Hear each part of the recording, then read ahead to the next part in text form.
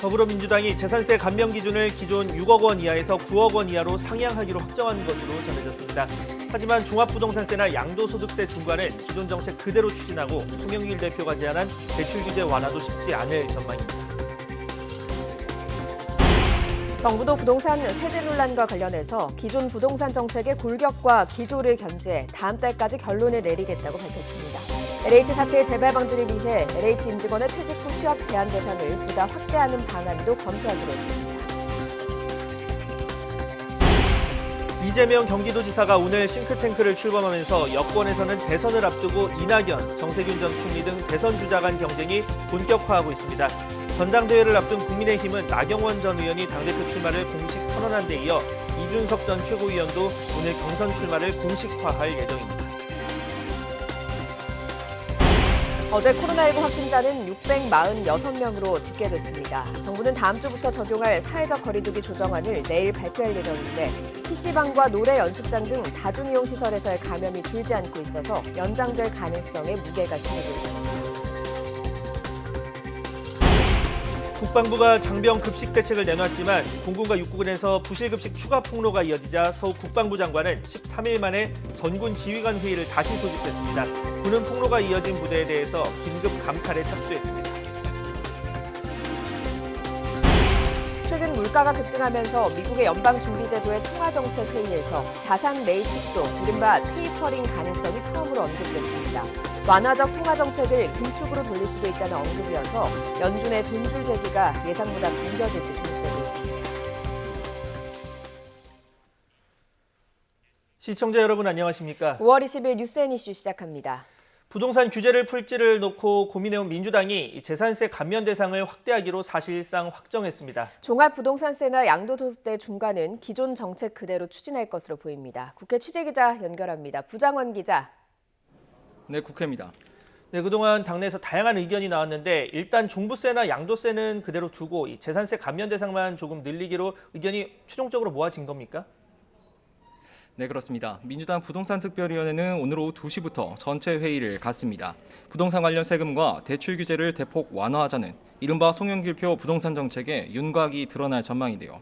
일단 1가구 1주택자 재산세 감면 기준은 기존 6억 원 이하에서 9억 원 이하로 상향하자는 데 어느 정도 의견이 좁혀졌고 정부와도 공감대를 이룬 상황입니다. 오늘 회의로 당장 확정되는 건 아니지만 일단 여당의 중론으로 확인된다면 재산세 감면 대상이 확대될 가능성이 커집니다. 다만 일부 의원들의 반대가 있는 만큼 최종안은 오는 24일 의원총회를 거쳐 나올 전망입니다. 재산세뿐 아니라 또 쟁점이 된 게 바로 종합부동산세나 양도소득세 중과 유예 여부입니다. 윤호중 원내대표를 비롯해 당내의 부정적인 여론이 큰 상황이어서 종부세 부과 기준은 그대로 9억 원으로 유지하고 양도세 중과세는 유예 없이 6월부터 바로 실시될 가능성이 높습니다. 송영길 대표가 제안했던 주택담보대출 비율, LTV 90% 완화 등 대출 규제 완화도 현재로선 추진이 쉽지 않아 보입니다. 그동안 부동산 정책 완화에 제동을 걸어온 강병원 최고위원은 오늘도 CBS 라디오에 나와 재산세를 뺀 나머지 규제는 그대로 추진될 거라고 선을 그었습니다. 국민의힘은 늦었지만 다행이라면서도 재산세 감면 확대만으로 실효성이 있겠느냐고 의구심을 드러냈습니다. 국민의힘 부동산시장 정상화 특별위원장인 송석준 의원은 YTN과의 통화에서 양도세와 종부세, 공시지가에 대한 조정까지 종합적으로 가야 한다고 지적했습니다. 이어 국민의힘은 그동안 검토한 내용을 종합해서 이르면 내일 획기적인 부동산 대책을 내놓을 방침이라고 덧붙였습니다.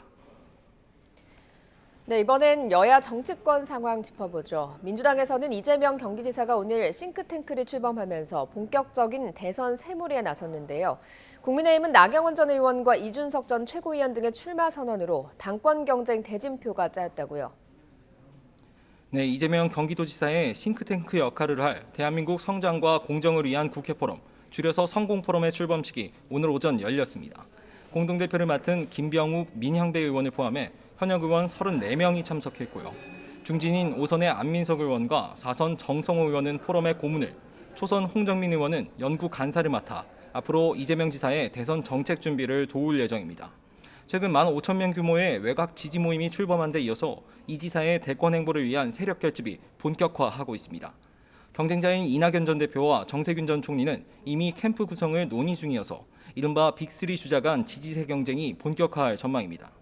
이낙연 전 대표 지지 조직인 신복지 포럼과 연대와 공생 심포지움에는 현역 의원 40여 명이 함께하고 있고요. 정세균 전 총리는 광화문 포럼에 현역 의원 70여 명이 참여하면서 세를 확인했습니다. 이미 대권 경쟁에 돌입한 민주당과 달리 국민의힘은 오는 6월 11일 전당대회를 앞두고 차기 당권 경쟁이 한창입니다. 일단 조금 전에 오전 10시 나경원 전 의원이 고심 끝에 당대표 출마를 공식 선언했습니다. 나 전 의원의 출사표 직접 보시겠습니다. 당대표로 나서는 것이 맞는지 많이 고민했습니다. 어려운 이 당대표 자리를 맡아서 이 대한민국 국민이 승리하는 그런 정권 교체를 반드시 이루어내야 되겠다 하는 그러한 각오로 이 자리에 섰습니다. 나 전 의원에 이어 일찌감치 출마를 선언했던 이준석 전 최고위원도 오늘 오후 2시 국민의힘 당사에서 당대표 경선 출마를 공식화합니다. 대중적인 인지도를 갖춘 두 사람의 출마로 국민의힘 당권 구도에 퍼즐이 맞춰지고 있는데요. 조호영 전 원내대표와 조경태, 조혜진, 홍문표, 윤영석 의원 등 중진 후보들과 이에 맞서는 초선의 김웅, 김은혜 의원, 최연소인 이준석 전 최고위원 등 신진들의 세대 대결 양상입니다. 지금까지 당대표 출마를 선언한 후보는 모두 10명인데 오는 28일 예비경선 컷오프를 통해 5명으로 압축될 전망입니다. 초반 판세만 보면 중진들은 정치 경륜과 당내의 지지를, 신진들은 개혁과 쇄신을 기치로 일반 국민 여론조사에서 강점을 보이며 당권 경쟁의 귀추에 관심이 쏠리고 있습니다. 지금까지 국회에서 YTN 부장원입니다. 정부가 부동산 세제 논란과 관련해서 기존 부동산 정책의 큰 골격과 기조는 견지하면서 국민 뜻 수렴과 당정 협의를 거쳐서 다음 달까지 결론을 내리겠다고 밝혔습니다. LH 임직원의 퇴직 후 취업 제한 대상을 더 확대하는 방안도 검토됩니다. 네, 취재기자 연결해서 자세한 내용 알아보겠습니다. 오인석 기자, 이 부동산 세제 완화 여부를 놓고 다양한 의견이 나오는 가운데 이 홍남기 경제부총리가 정부 측 입장을 밝혔는데 어떤 내용입니까? 네, 홍남기 경제부총리는 기존 부동산 정책의 일부 변화 가능성에 대한 갑론을박과 불확실성을 걷어내는 것이 시급하다고 밝혔습니다. 종합부동산세 과세 기준을 9억 원에서 12억 원으로 높이고 무주택 실수요자 주택담보대출 비율인 LTV를 90%로 높이는 방안을 두고 당내 논쟁이 계속되는 상황을 겨냥한 발언으로 풀이됩니다. 홍 부총리는 기존 부동산 정책의 큰 골격과 기조는 견제하되 변화가 필요한 부분에 대해서는 민의 수렴과 당정 협의 등을 거쳐 가능한 한 다음 달까지 모든 결론을 내고 발표할 수 있도록 해야 할 것이라고 말했습니다. 현 부동산 시장 상황에 대해서는 지난달 중순 이후 매수자가 많은 시장으로 전환된 것은 매우 경계해야 할 변화가 아닐 수 없다면서 이 같은 시장 불안은 보궐선거 이후 수요와 공급의 불확실성이 확대되고 있는 데 따른 측면이 큰 만큼 이를 해소하는 것이 시급하다고 덧붙였습니다. 네, LH 사태와 관련해서 LH 임직원의 퇴직 후 취업 제한 대상을 보다 확대하는 방안이 검토되고 있다고요? 네, 홍 부총리는 LH 혁신방안과 관련해 정부안을 마련을 했고 앞으로 당정 협의를 거쳐 발표할 계획이라고 말했습니다.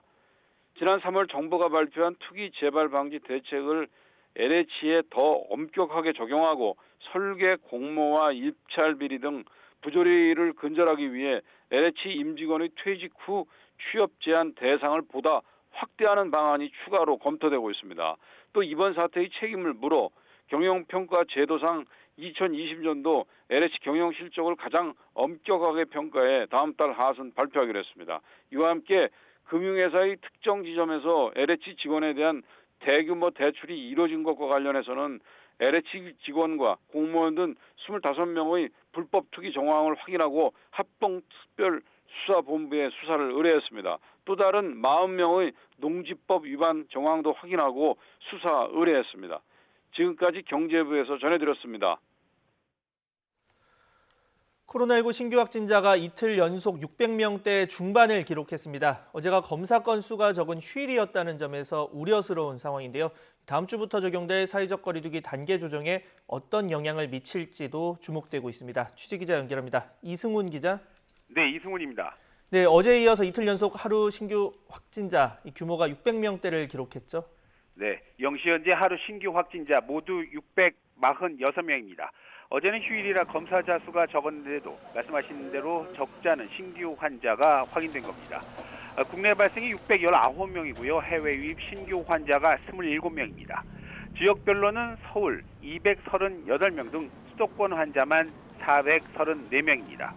수도권 밖의 지역을 보면 경북 33명, 울산 25명 등 전국 17개 시도 모두에서 신규 환자가 확인됐습니다. 하루 동안 사망자는 4명이 더 나왔습니다. 또 위중증 환자는 3명이 늘었습니다. 어제는 휴일이라 1차 백신 접종자 1,700여 명에 그쳤습니다. 또 2차 접종을 받은 사람은 9만 2천 명을 조금 넘겼는데요. 오늘은 어느 정도 백신 접종의 속도가 붙을 걸로 예상되고 있습니다. 앞으로 본격적인 접종을 시작할 60살에서 74살까지 어르신의 백신 접종 예약률은 현재 50%를 조금 더 넘겼습니다. 네, 이런 가운데 정부가 내일 이 사회적 거리두기 조정안을 발표할 예정인데요. 지금의 코로나19 확산 상황이 정부의 결정에 가장 큰 변수가 될 거란 전망이 나오고 있죠. 예, 그렇습니다. 현재 사회적 거리두기 오는 23일, 그러니까 오는 일요일에 끝납니다. 이에 따라서 정부는 앞으로 3주 동안 적용할 거리두기 조정안을 내일 오전에 확정해서 발표할 예정인데요. 현재 수도권에는 2단계 그리고 비수도권에는 1.5단계를 적용하고 있는 상황입니다. 또 5인 이상 사적 모임 금지도 하고 있는 상황이고요. 그런데 지금의 코로나19 상황, 직전 거리두기 조정이 있었던 지난 4월 말과 거의 비슷한 상황입니다. 따라서 지금의 거리두기 단계 조치는 크게 변하지는 않을 것 같고, 다만 다중시설 이용 등의 세부적인 추가 조치가 있지 않을 것 아닌가, 그런 예상을 하는 전문가들이 많습니다. 정부는 오전 중대본 회의에서도 10대와 20대가 주로 이용하는 PC방 또 노래 연습장의 방역 강화 방안을 논의하기도 했는데요. 이들 시설에서는 지난 4월 이후 끊임없는 집단 감염 사례가 확인되고 있는데 소상공인의 막막한 생계 또 감염 확산을 막아야 한다는 당위의 형평성 사이에서 정부의 고민은 더욱 깊어지고 있습니다. 지금까지 사회부에서 전해드렸습니다. 서울 강동구 일대 노래 연습장 수십 곳에서 발생한 코로나19 확진자가 40명을 넘겼습니다. 강원도 원주시 유흥주점 관련 확진자도 크게 증가했는데요. 특히 날씨가 더워지고 비가 자주 오면서 에어컨 사용이 크게 늘어난 점이 방역의 주요 변수로 떠올랐습니다. 현장 나가 있는 취재기자 연결합니다. 김혜린 기자. 네, 서울 강동구 노래 연습장 앞에 나와 있습니다. 네, 40명이 넘는 확진자가 나온 강동구 노래 연습장발 집단 감염 상황부터 볼까요? 네, 이 노래 연습장에서는 지난 11일 종사자 1명이 첫 확진 판정을 받은 뒤 지금까지 파악된 확진자만 41명에 달합니다. 인근 노래 연습장 종사자 20명, 방문자 10명, 가족과 지인 등 11명입니다. 최초 확진자가 증상이 나타난 뒤에도 강동구 일대 여러 노래 연습장에서 일을 하면서 확산세가 더욱 커진 것으로 파악됐습니다. 역학조사 결과 환기가 어려운 지하 공간에서 노래를 불렀던 것이 감염 확산의 원인으로 추정됩니다. 강동구는 어제 확진자가 다녀간 것으로 파악된 관내 노래 연습장 25곳을 공개했습니다. 또 주민들에게 긴급 재난 문자를 발송하고 지난 1일부터 14일까지 해당 노래 연습장을 방문한 경우 코로나19 검사를 받아달라고 요청했습니다. 아직 밀접 접촉자로 분류되지 않은 방문객이 있는 상황인 만큼 추가 확진자가 늘어날 가능성이 큽니다. 방역당국은 노래 연습장 등 다중이용시설에서 집단 감염이 줄지 않고 있다며 방문자와 업주 모두 마스크 착용과 거리 두기 등 기본 방역 수칙을 지켜달라고 요청했습니다. 네, 전국 곳곳에서도 집단 감염이 이어지고 있는데 특히 덥고 습한 5월이 방역의 복병이 될 수 있다. 이 같은 지적도 나오고 있죠. 네, 그렇습니다. 강원도 원주에서도 유흥업소를 시작으로 한 집단 감염이 이어지고 있는데요. 지난 16일 한 유흥업소에서 첫 확진자가 나온 뒤에 지금까지 27명이 확진 판정을 받았습니다. 노래 연습장이나 유흥업소뿐만 아니라 전국 곳곳에서 집단 감염이 이어지고 있습니다. 서울 강남구 실내체육시설과 관련한 확진자는 어제 하루 7명이 추가로 확인돼 누적 18명이 됐습니다. 수도권 지인 가족 모임과 관련해선 확진자가 34명까지 늘었습니다. 이렇게 집단 감염이 발생한 장소는 대부분 밀접, 밀집, 밀폐, 이른바 3밀 조건이 갖춰진 실내 공간입니다. 문제는 아직 5월인데도 지난 14일 서울의 최고 기온이 30도를 넘기고 여름 장마를 연상케 하는 잦은 비가 계속되는 때이른 무더위로 에어컨 사용이 늘고 있다는 점입니다. 최근 미국 질병통제예방센터는 공기흡입을 통한 감염을 코로나19 주요 전파 경로로 지목했고 방역당국도 환기가 잘 안 되는 밀폐된 실내 공간에서는 공기를 통한 전파가 가능하다고 강조했는데요. 무더위와 비를 통해 실내로 들어간 사람들이 창문을 닫고 에어컨을 켜는 순간 산밀 환경이 만들어진다는 게 전문가들의 지적입니다. 특히 지난해 5월에는 하루 평균 확진자가 23명에 불과했지만 올해 5월은 지금까지 하루 평균 확진자가 580명으로 25배에 달해 더욱 주의가 필요한 시점입니다. 곧 본격적인 여름이 시작되는 만큼 산밀 조건의 감염 취약시설에 대한 환기 대책을 강화해야 한다는 목소리가 커지고 있습니다. 지금까지 서울 강동구 노래연습장 앞에서 YTN 김혜린입니다. 화이자의 코로나19 백신을 맞은 뒤 근육통과 발열 등 이상 반응 사례가 1차 접종보다 2차 접종 때 더 흔하다는 국내 연구 결과가 나왔습니다. 서울 아산병원 배성만 감염내과 교수 연구팀은 이 병원에서 화이자 백신 1, 2차 접종을 완료한 265명을 분석해서 이런 사실을 확인했다고 밝혔습니다. 그 결과 백신 접종 후 3일 이내에 이상 반응이 나타났다고 응답한 비율은 1차 접종 때 80.1%, 2차 접종 때 89.1%로 2차 접종 때가 더 높았습니다. 코로나19 백신 접종이 늘어나면서 미국에서 신규 확진자가 거의 1년 만에 최저 수준으로 내려왔습니다. CNN 방송은 현지 시간 19일 미 존스홉킨스 대학의 통계를 분석한 결과 전일 기준 일주일 평균 하루 신규 확진자가 3만 1,200여 명으로 집계됐다고 보도했습니다. 이는 작년 6월 이후 11개월 만에 가장 낮은 평균치이자 한 달 전과 비교할 때 절반에도 못 미치는 수치입니다. CNN은 코로나19 백신이 미국이 벌이는 코로나19와의 전투에서 엄청난 우군임이 입증됐다면서 지금까지 18세 이상 미국 성인의 60.2%인 1억 5,535만여 명이 백신을 1회 이상 맞았다고 전했습니다. 유럽연합 EU가 여름 휴가철에 앞서서 코로나19 백신을 접종한 관광객의 입국을 허용하기로 했습니다. 또 백신 접종과 관계없이 입국이 가능한 화이트리스트 국가를 더 늘리기로 했습니다. 이동헌 기자입니다. EU 27개 회원국 대사들이 현지 시간 19일 브뤼셀에서 회의를 갖고 여행 규제 완화를 제안한 EU 집행위원회의 권고안을 승인했습니다. 여름 휴가철을 맞아 코로나19 백신을 접종한 EU 밖 관광객들의 EU 입국을 허용하기로 했습니다.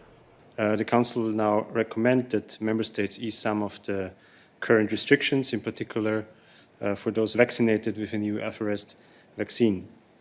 유럽의약품안전청이 긴급 사용을 승인한 화이자와 모더나, 아스트라제네카와 얀센 백신을 접종하고 충분한 면역력을 가진 관광객이 대상입니다.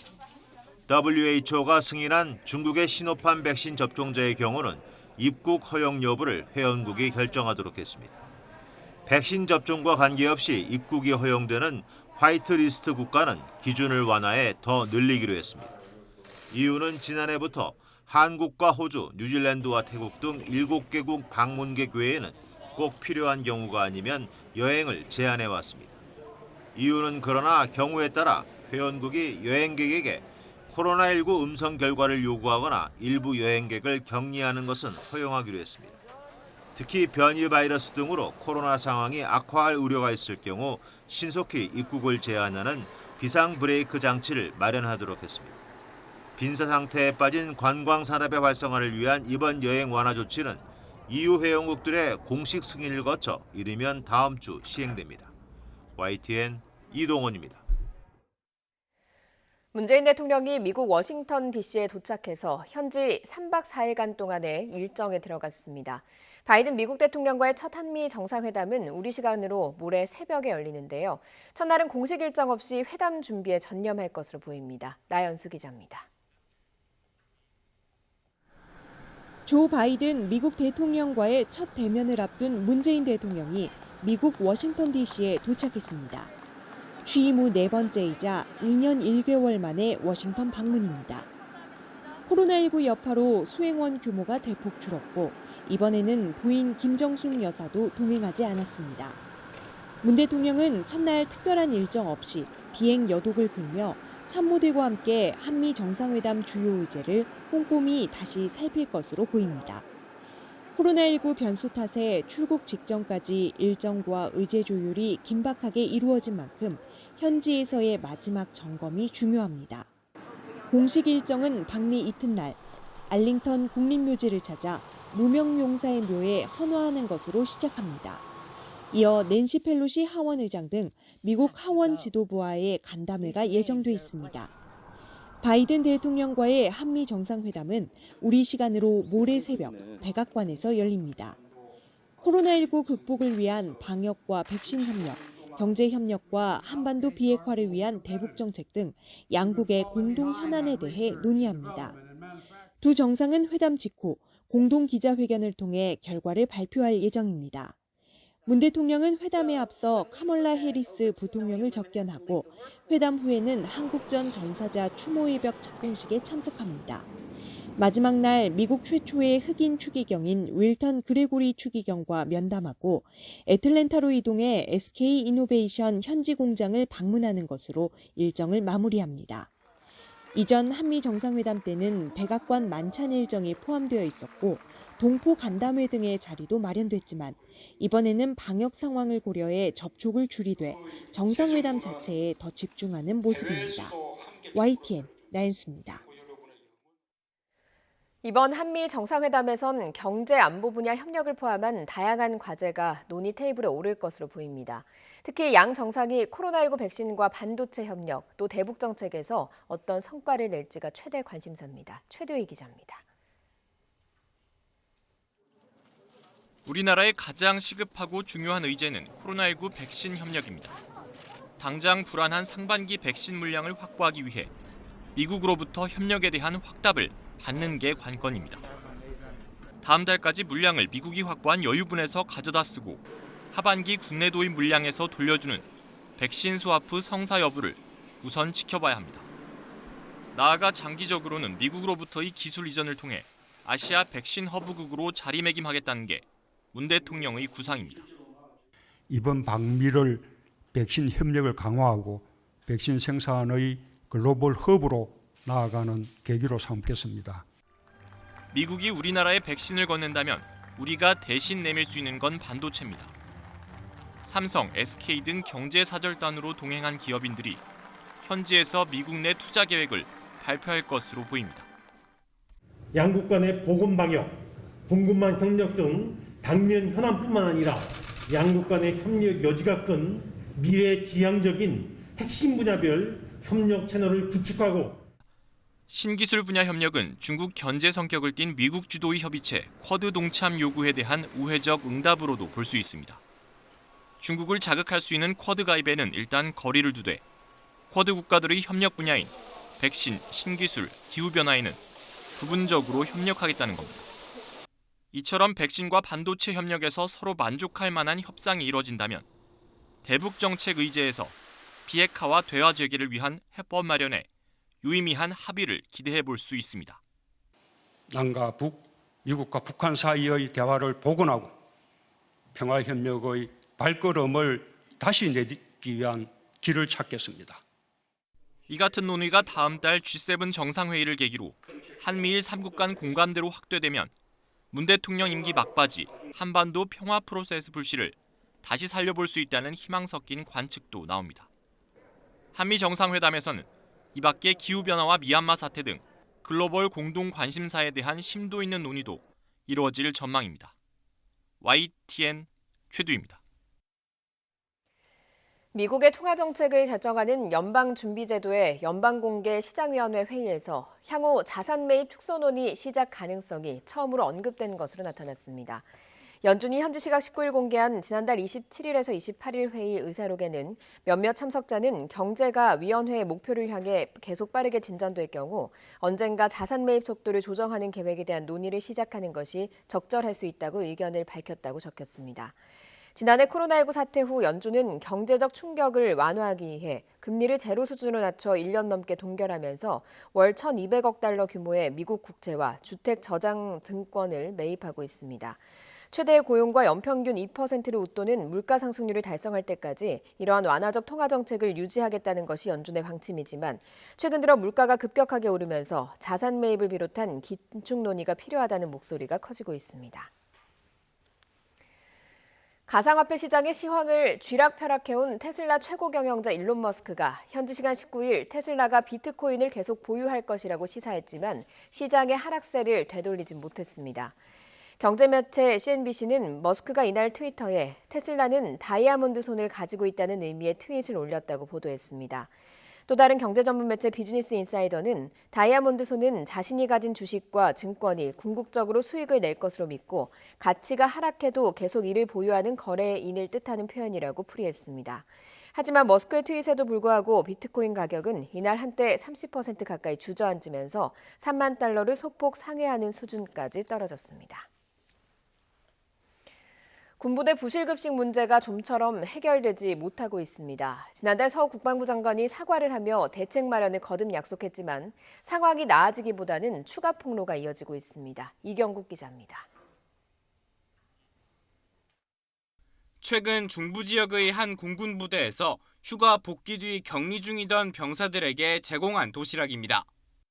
반찬이라고는 브로콜리와 깍두기, 그리고 감자 반쪽이 전부입니다. 이를 YTN에 제보한 군인은 도시락을 받아든 병사들이 사실상 체념하는 분위기였다고 말했습니다.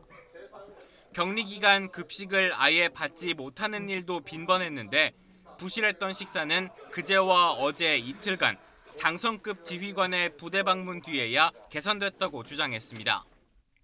육군에서도 폭로가 이어졌습니다.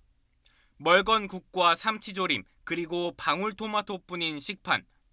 자신을 11사단 예하부대 장병이라고 소개한 사람이 올린 점심 배식 사진입니다. 사진과 함께 올라온 글에는 김치는 54가나 받지 않았고 결국 방울토마토로 배를 채웠다는 설명부터 못 먹어서 서러워 본 적이 있느냐는 하소연도 적혀 있습니다. 부대 측은 부랴부랴 사과하고 실태 조사에 나섰습니다. 지난달 끊이지 않는 부실급식 논란에 국회로 불려나와 공식 사과했던 서욱 국방부 장관. 최근엔 육해공군 급양 관리에 대한 정밀 진단까지 약속했지만 상황은 나아지질 않고 있습니다. YTN 이경국입니다. 국방부가 장병 급식 등 처우 개선 종합대책이 일선 부대에서 잘 지켜지지 않자 전군 주요 지휘관 회의를 또 소집했습니다. 국방부는 오늘 오후 서욱 국방부 장관 주재로 육해 공군 참모총장, 해병대 사령관을 비롯한 군 단장 이상 지휘관 등을 화상으로 소집해서 주요 지휘관 회의를 개최할 계획이라고 밝혔습니다. 부승찬 국방부 대변인은 이번 회의에서 격리 장병 급식과 시설 환경 개선 추진 상황, 장병 보충 처리와 소통 체계 개선 방안 등을 논의할 것으로 보인다고 전했습니다.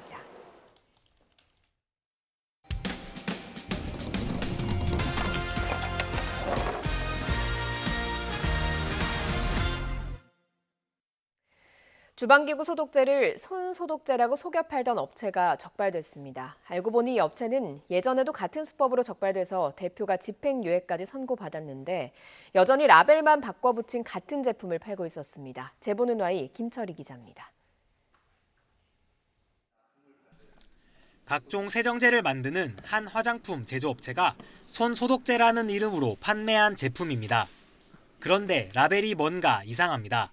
이 손소독 세정제, 겉으로 보기엔 아무런 문제가 없어 보이지만 자세히 살펴보면 기구 등의 살균 소독제라는 문구가 적혀 있습니다.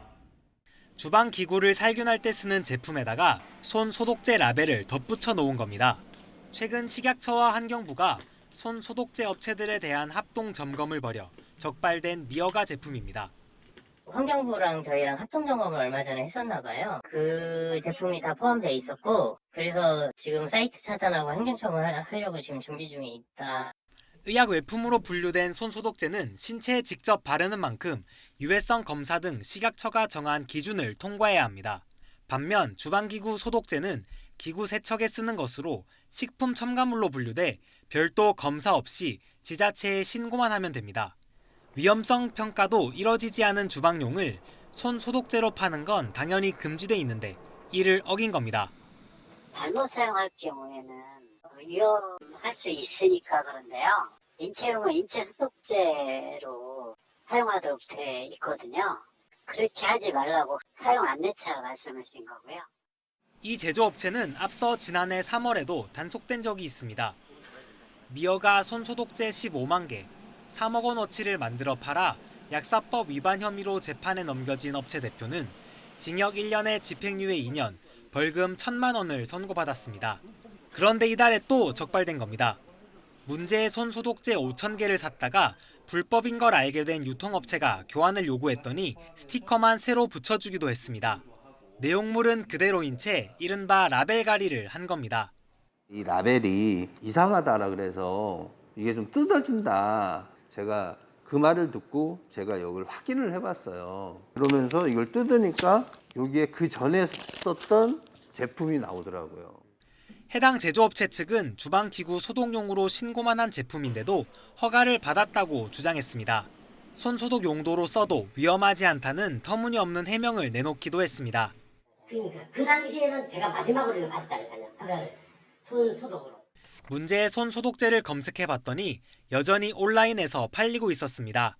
식약처는 해당 업체를 관할하는 지자체와 협의해 홈페이지 폐쇄와 영업 정지 등 행정 처분을 내리고 추가 고발도 할 예정이라고 밝혔습니다. YTN 김철입니다.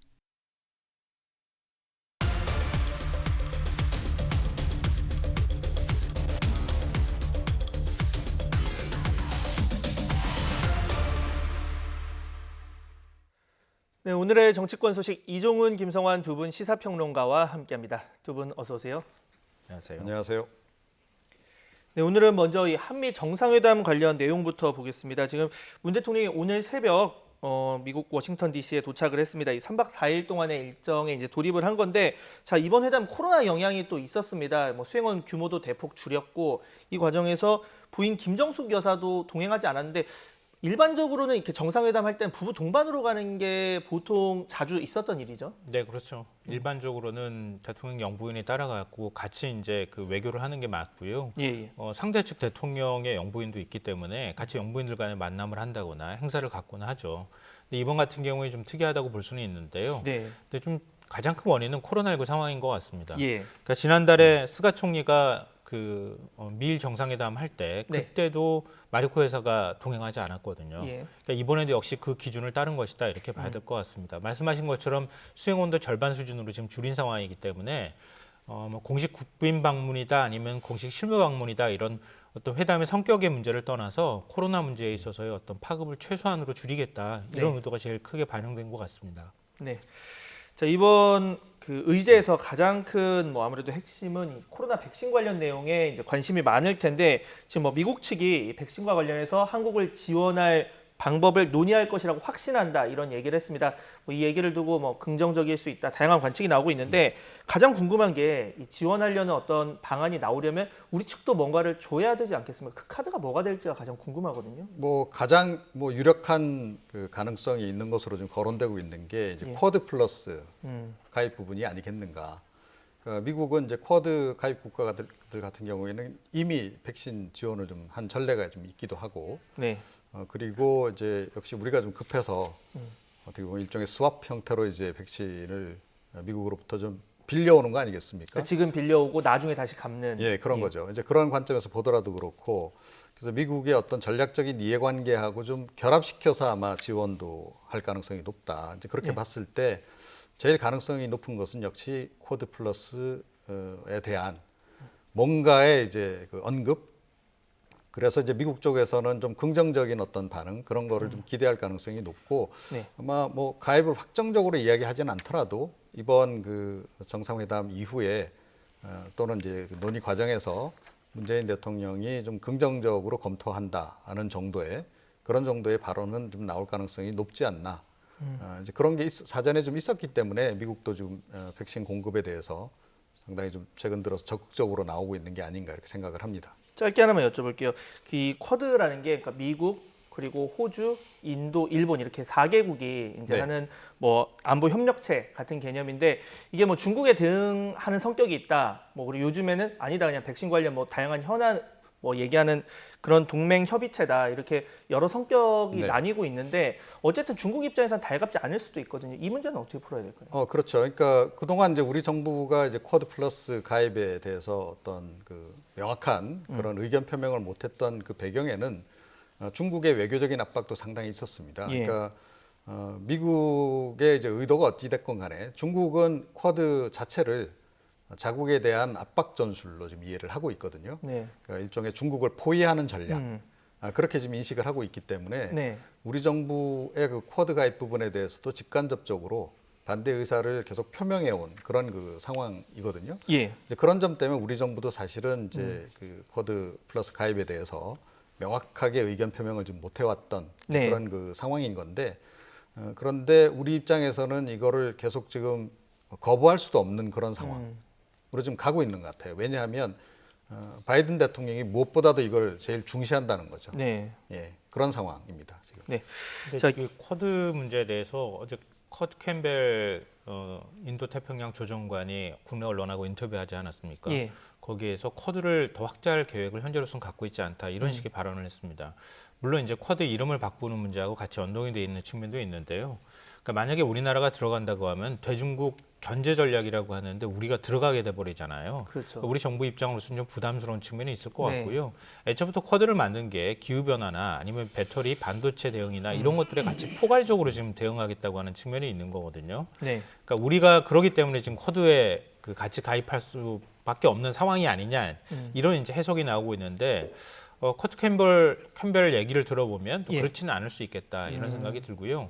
그리고 지금 백신 스와프 얘기가 나오는데 그거보다 지금 더 진일보한 방향으로 가는 거 아닌가 싶어요. 그러니까 지금 현재 보도 나오고 또 정부 내에서 얘기가 나오는 걸 보면 위탁 생산을 모더나하고 그다음에 노바백스가 하게 될 것이다 이렇게 얘기를 하고 있거든요. 이건 단순히 뭐 지난번에 이제 8천만 회분을 다른 나라에 제공하겠다 이렇게 얘기하는 차원을 넘어서서 한국에 직접 공장을 건설하거나 아니면 위탁 생산을 통해서 아시아 허브 국가를 만들겠다, 백신 허브를 만들겠다고 하는 전략하고 맞닿아 있기 때문에 기존에 논의됐던 것보다는 좀 더 진일보한 어떤 성과가 나올 가능성에 대해서 주목할 필요가 있을 것 같습니다. 네, 그 부분 중점적으로 보도록 하고요. 자, 또 하나 좀 중요한 의제 중에 하나가 최근에 뭐 미중 이 기술 패권 전쟁도 있고 갈등이 있고 미국 측이 자국 산업 보호에 나선 상황입니다. 아마 이 반도체나 2차 전지 관련해서 한국도 미국 측에 좀 투자를 해달라 이렇게 요청할 가능성이 큰데 우리 측에서 어느 정도 대응이 나올 수가 있을까요? 일단 이거는 기업들하고 긴밀하게 협조가 이루어져야 가능한 문제라고 생각이 됩니다. 그러니까 삼성의 경우에 50조 규모의 반도체 투자를 미국에다 할 것이다 이런 얘기가 이미 나온 바가 있고요. 예. 이번에 문 대통령이 SK의 그 배터리 공장에 또 직접 방문까지 하지 않습니까? 네. 그러니까 기업들이 적극적 투자 계획을 밝히고 우리 정부가 뒤에서 뒷받침해 주는 형태. 뭐 그것을 통해서 어떤 이제 상대급부 우리가 뭘 얻을지 이 부분은 좀 별개의 문제로 하더라도 그 부분에 있어서만큼은 국내 기업들이 미국에 적극적으로 투자하는 형태의 그런 계약을 맺을 가능성이 있다고 생각됩니다. 네. 자, 한반도 비핵화 문제도 좀 관심인데 좀 여쭤보겠습니다. 지금 과거에 트럼프 대통령 같은 경우에 정상끼리 만남을 통한 이 위에서부터 아래로 내려오는 방식을 선호했고 또 그 전 오바마 행정부 같은 경우에는 전략적 인내라고 하죠. 제재를 하면서 계속 기다리는 그런 방식을 했다면 지금 바이든 행정부는 두 정부 약간 중간 정도입니다. 스몰 딜, 작은 것부터 하나하나 이뤄나가자. 문제는 우리 현 정부는 임기가 1년도 안 남았고 바이든 행정부는 이제 임기 초기입니다. 서로 좀 시각이 다를 수밖에 없는데 어떤 합의점 나올 수가 있을까요? 뭐 완벽한 합의점을 찾기는 쉽지는 않을 거다 이렇게 생각합니다. 그러니까 아무래도 문재인 그 대통령 입장에서는 사실은 북미 정상 간의 트럼프 대통령 시절에 네. 거의 합의 직전까지 갔던 거 아닙니까? 예. 그런 상태이기 때문에 거기서 조금 한 단계 더 나가서 가능하면 바이든 대통령이 뭔가 임기 초반에 그 북미 정상회담을 통해서 성과를 좀 내놓는 그런 방향을 이제 선호하겠죠. 그런데 바이든 대통령의 접근법을 보면 그거하고는 상당히 좀 거리가 멀다는 거예요. 그동안 이제 새 대북 정책 만드는 과정에서 꽤 긴 검토 과정을 또 거치기도 했고, 예. 그래서 실무 단위에서 쭉 이렇게 충분한 논의와 검토를 거친 다음에 매우 구체적인 안을 지금 만들어가는 그런 과정을 지금 거쳐왔다는 거죠. 네. 자, 그렇게 본다면 향후에 이제 그 북미 간의 실무 협상이 진행이 되더라도 그런 과정을 거칠 가능성이 굉장히 높다 이렇게 생각합니다. 그러니까 실무 단위에서 충분히 논의를 해서 합의가 이루어지고 난 다음에 네. 최종 단계에서 정상회담을 통해서 뭔가 결정을 짓는 그런 그 형태를 좀 선호할 가능성이 높다. 이렇게 보면 이게 과연 그 문재인 대통령 남은 재임 기간 중에 그렇게까지 진전이 될 수 있겠는가? 그러니까 1년 이상이 걸릴 가능성이 좀 사실은 높다 이렇게 봐야 되기 때문에 그런 부분에서는 아마 그 우리가 만족하는 정도의 수준, 문재인 대통령이 만족하는 정도의 수준의 대답을 좀 얻기는 당장은 어려울 것이다 이렇게 생각합니다. 네, 김성환 평론가님께도 여쭤볼게요. 그러니까 뭐 가급적 좀 대화 속도 높이자. 그런데 미국은 좀 신중한 지금까지로 보면 신중한 입장입니다. 그런데 뭐 남북 관계 좀 독자적으로 좀 추진할 수 있지 않겠느냐 이런 부분의 요구를 좀 했다. 뭐 이런 이야기도 들리고 있는데 미국이 어느 정도 수용을 할 수가 있습니까? 네, 현재로서는 뭐 그 내용을 보도한 언론에서도 미국 쪽에서는 아직 뚜렷한 반응을 보이고 있지 않은 것으로 얘기를 하고 있기 때문에 네. 미국이 지금 적극적인 태도를 보일 것이다 이렇게 단정하기는 좀 어려울 것 같고요. 다만 이제 기대하고 있는 측면은 크게 두 가지인 것 같습니다. 첫째로는 미국이 이제 대북 정책 재검토가 끝나고 난 다음에 밝힌 내용을 보면 실용적 접근법을 취하고 있다는 겁니다. 네. 그러니까 그 안에 실용적이라고 하는 표현에서는 과거 육자회담 때 공약 대 공약, 행동 대 행동 원칙이라는 걸 포함하고 있다. 그러니까 북미 비핵화 협상이나 이런 것들의 진전이 있을 수 있다고 하면 과거에는 포괄적으로 한 번에 합의를 한 다음에 그리고 거기에 따른 행동을 취하는 형태를 취한다면 이번에는 뭔가 상응한 행동들이 단계적으로 이루어질 가능성을 열어놨다고 하는 것이죠. 네. 그게 이제 북측이 그동안에 요구해왔고 우리 정부가 미국 쪽에 트럼프 정부 시절에도 얘기해왔던 바이기 때문에 바이든 정부는 그런 방식의 실용적 접근법을 취한다고 하면 뭔가 새롭게 출구를 만들어갈 가능성이 있다. 이게 이제 첫 번째 문제일 것 같고요. 둘째로는 싱가포르 합의를 미국 정부가 존중할 것이냐 안 할 것이냐. 그러니까 트럼프 대통령 시절에 합의했던 싱가포르 합의 안에 사실은 모든 내용이 다 들어가 있거든요. 네. 대북 적대시 정책 폐기 문제라든가 북한이 비핵화를 추진해가는 과정에 있어서의 문제라든가 그리고 당장 어떤 군사적 대치의 어떤 완화, 긴장 완화라든가 이런 내용이 다 들어가 있기 때문에 싱가포르 합의 그 토대 위에서 만약에 뭔가 북미 간에 얘기를 한다고 하면 일단 대화가 될 수 있는 상황이 될 수 있지 않습니까? 네. 그러니까 그런 점에서 크게 두 가지 측면에서는 좀 긍정적인 시그널이 나와 있다 이렇게 보이는데요. 다만 이제 그걸 어떻게 그러면 속도감 있게 진행할 것이냐 이 여기에서 지금 제가 볼 때 막혀 있는 것 같아요. 그러니까 문재인 정부 임기 내에 과연 그 정도 속도를 낼 수 있을 것이냐 이걸 장담하기가 쉽지 않기 때문에 우리 정부에서 그러면 북미 협상에 진척이 없더라도 우리 정부 차원에서 독자적으로 북한과 대화를 추진하고 할 수 있는 행동들을 할 수 있는 여지를 열어달라 이렇게 요구한 것으로 보입니다. 미국 정부가 여기에 대해서 어느 정도 양해를 해줄지 이번 한미 정상회담을 통해서 어느 정도 메시지가 나올지 이거 여부에 따라서 아마 북한 측이 그동안에 굉장히 강경 대응을 했던 모습에서 조금 벗어날 가능성도 한번 기대해 볼 수 있지 않을까 생각합니다. 네. 자, 정상회담은 우리 시각 모레 새벽 이 백악관에서 열리니까 그때까지 좀 상황 예의주시하도록 하겠고요. 이제 국내 이슈를 좀 보도록 하겠습니다. 이 부동산 관련 세금 대출 규제를 풀자는 송영길표 부동산 정책에 여당 내에서도 다양한 목소리가 나오고 있습니다. 이 실수요자의 재산세 감면 방안만 공감대를 잃었고 이 종부세나 양도세 등은 엇갈린 목소리가 나오는데 관련 영상부터 보고 오시죠.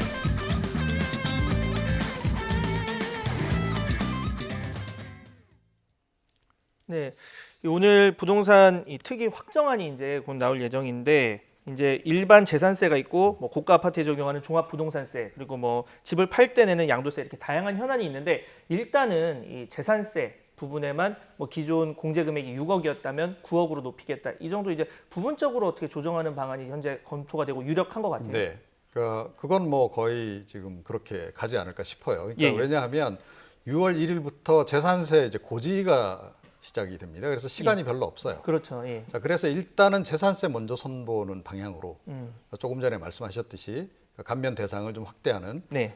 그 방향으로 대략 이제 결론이 지금 내려질 것 같아요. 이제 문제는 이제 양도세 부분인데 양도세 관련해서는 일단 뭐 청와대 이호승 정책실장도 얼마 전에 저희 언론과 인터뷰 과정에서 이제 그 내용도 언급을 했습니다만, 그러니까 좀 신중한 입장을 지금 보이고 있지 않습니까? 그래서 또 여당 내 지금 이제 이른바 그 친문계 의원들 같은 경우에도 역시 그 종부세 부분에 대해서는 좀 난색을 표하고 있고, 그래서 이 부분은 조금 더 시간을 두고 논의를 할 가능성이 높지 않나, 네. 이렇게 생각을 합니다. 일단. 자, 지금 뭐 관련 방금 얘기를 들어봤지만 이 부동산 대출 규제 그리고 종부세 관련 여당 내 다양한 목소리가 나오고 있는데 관련 녹취 준비했습니다. 듣고 이야기 나눠보겠습니다. 주택 가격의 10%만 있어도 10년 뒤에 자기 집이 될 수 있는 그런 임대주택을 공급하겠다.